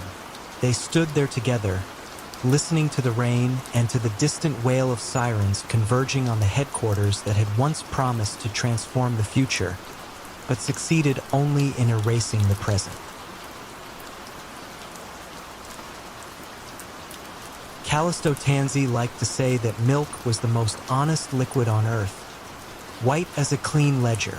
From a cramped Parma storefront, he built Parmalat into a global empire. Cartons stamped with sun-yellow daisies filled supermarket coolers from Lisbon to Buenos Aires. By the late 1990s, the company's blue logo felt as Italian as opera or olive oil. Children learned to write their names on its giveaway calendars. Pensioners bought its bonds, convinced they were investing in breakfast itself. All the while, Tanzi moved through airports trailed by admirers who whispered that he had married provincial virtue to modern finance. Yet honesty, like milk, spoils when left too long in warm rooms. Elisa Moretti, a junior treasurer stationed in Parmalat's glass headquarters outside Milan, first caught the sour note on a rainy Tuesday. Her task was routine: reconcile short-term cash with projected payments, but one column glared red. A Cayman subsidiary, Bonlat, supposedly held 3.9 billion euros in liquid assets. Bank of America had even issued a confirmation letter. The problem, Elisa realized, was simple. Every wire she tracked bled outward from Parma to vendors, salaries, taxes.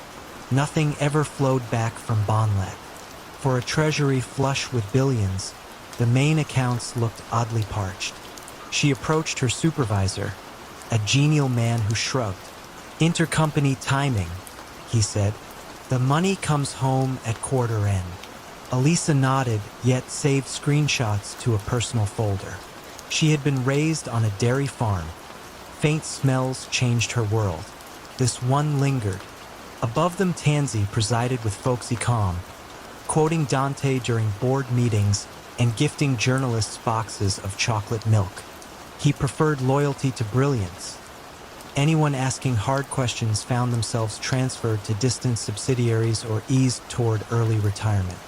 An outsider might have noticed that the chief financial officer rotated every 2 years, leaving behind few notes and many sealed envelopes.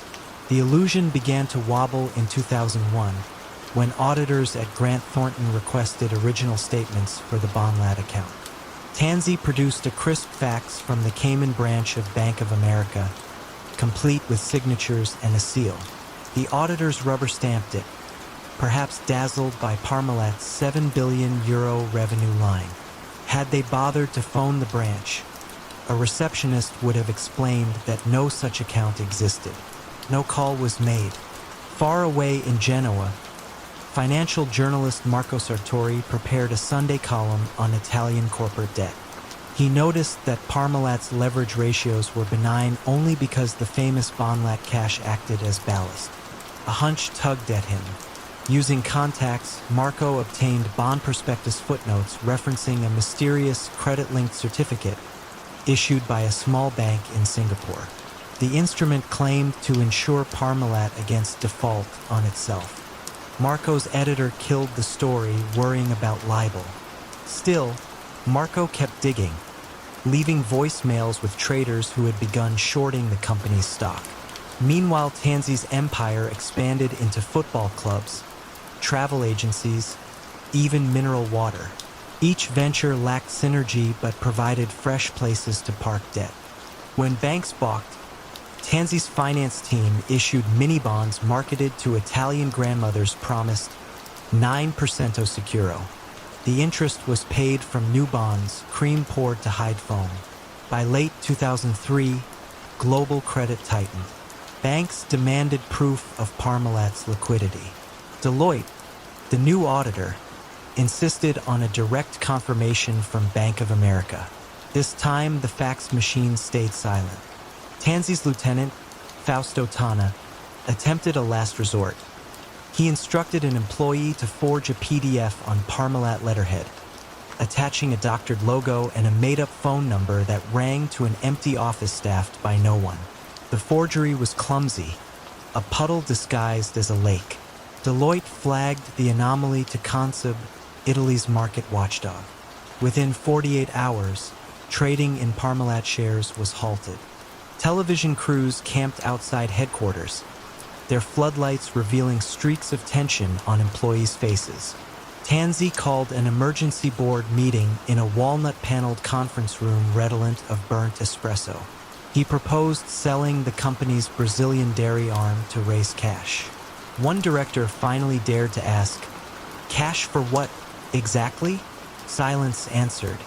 Investigators descended. They discovered that Bonlet's 3.9 billion euros never existed.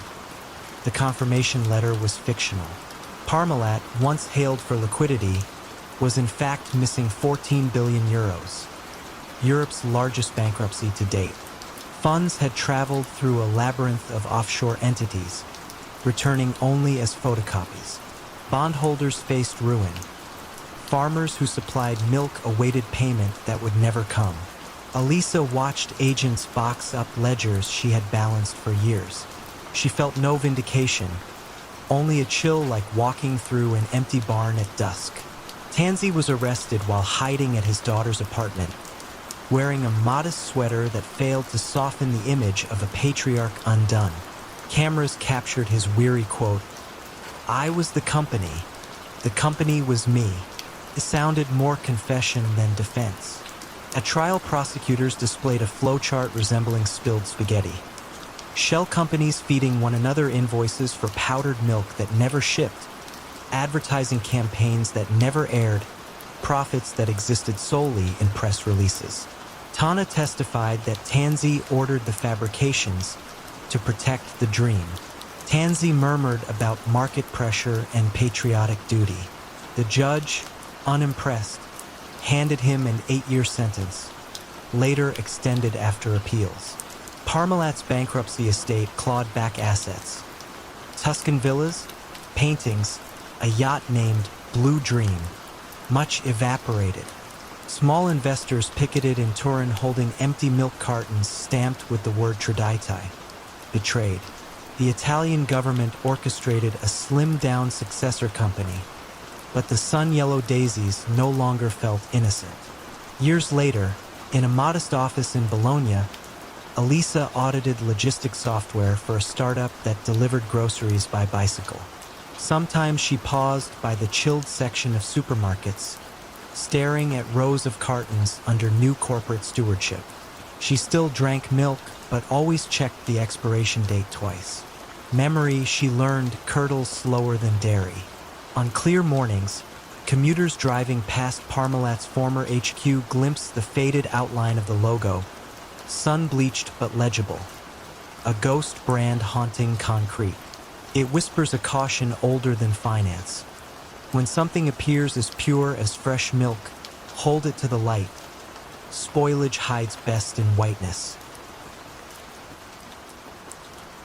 A gray October drizzle painted streaks down the windows of 590 Madison Avenue when Raj Rajaratnam arrived for the pre-market call.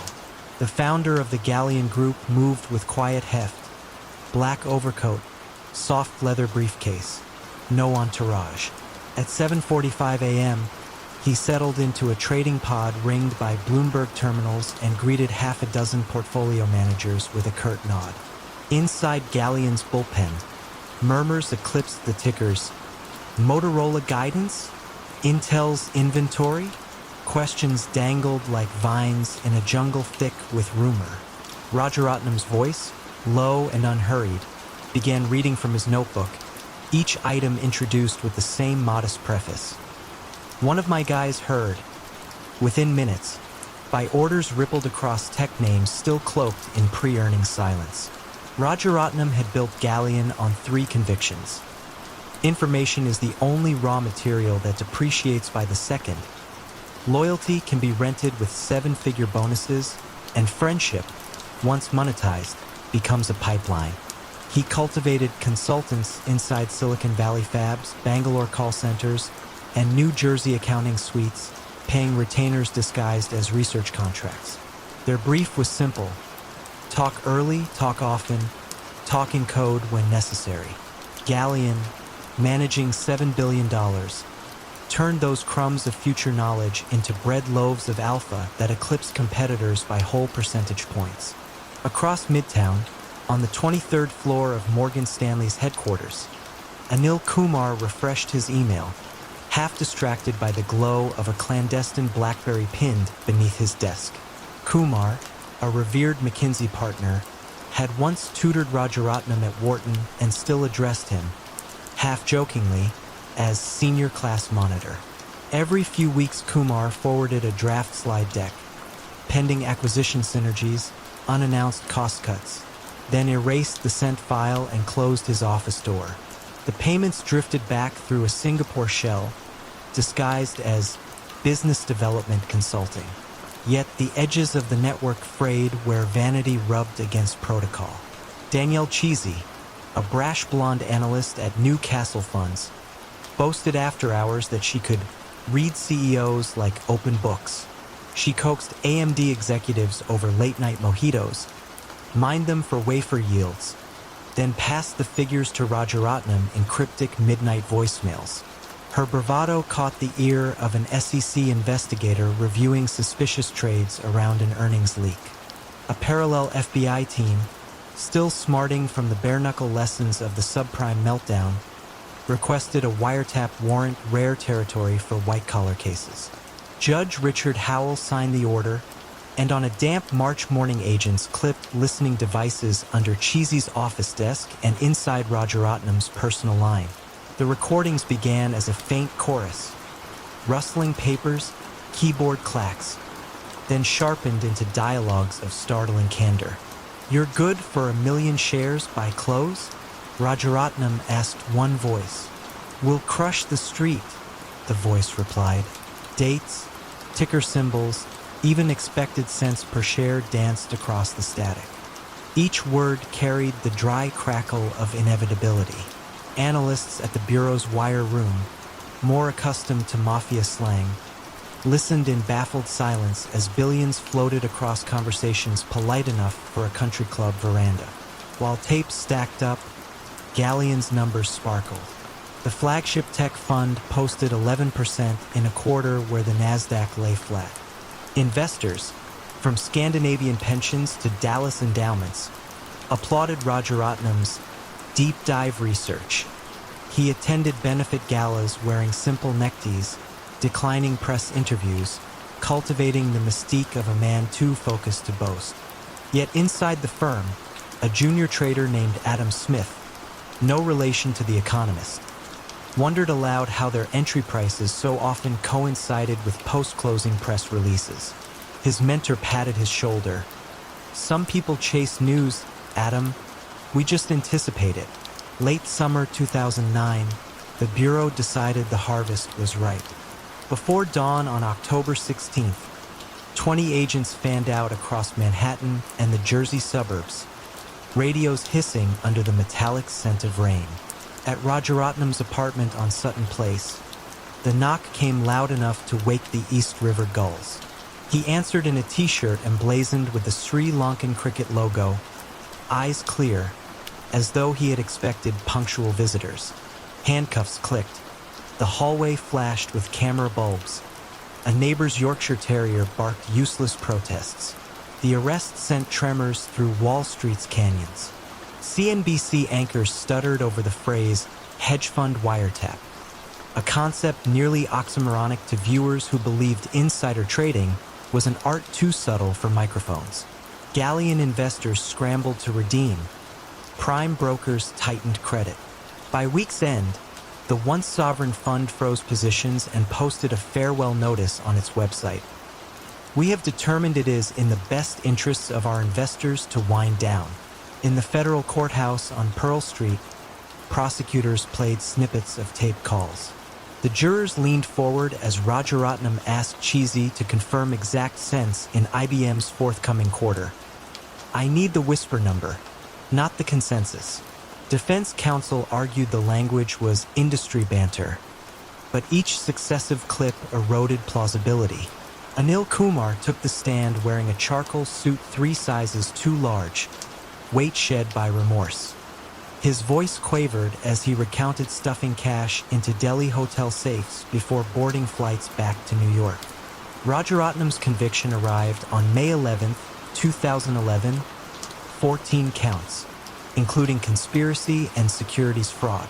The judge, describing a brazen, pervasive pattern of corruption, imposed an 11-year sentence, then the harshest ever for insider trading. Outside, a drizzle similar to the one that shadowed his arrest dampened microphones as journalists searched for metaphors. Some spoke of Icarus. Others cited the fall of an information king.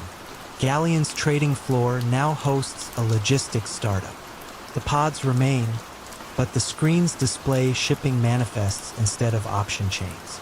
Sometimes the new tenants joke about phantom whispers lingering in the wiring, echoes of a time when milliseconds held fortunes. The case redrew the playbook for market surveillance.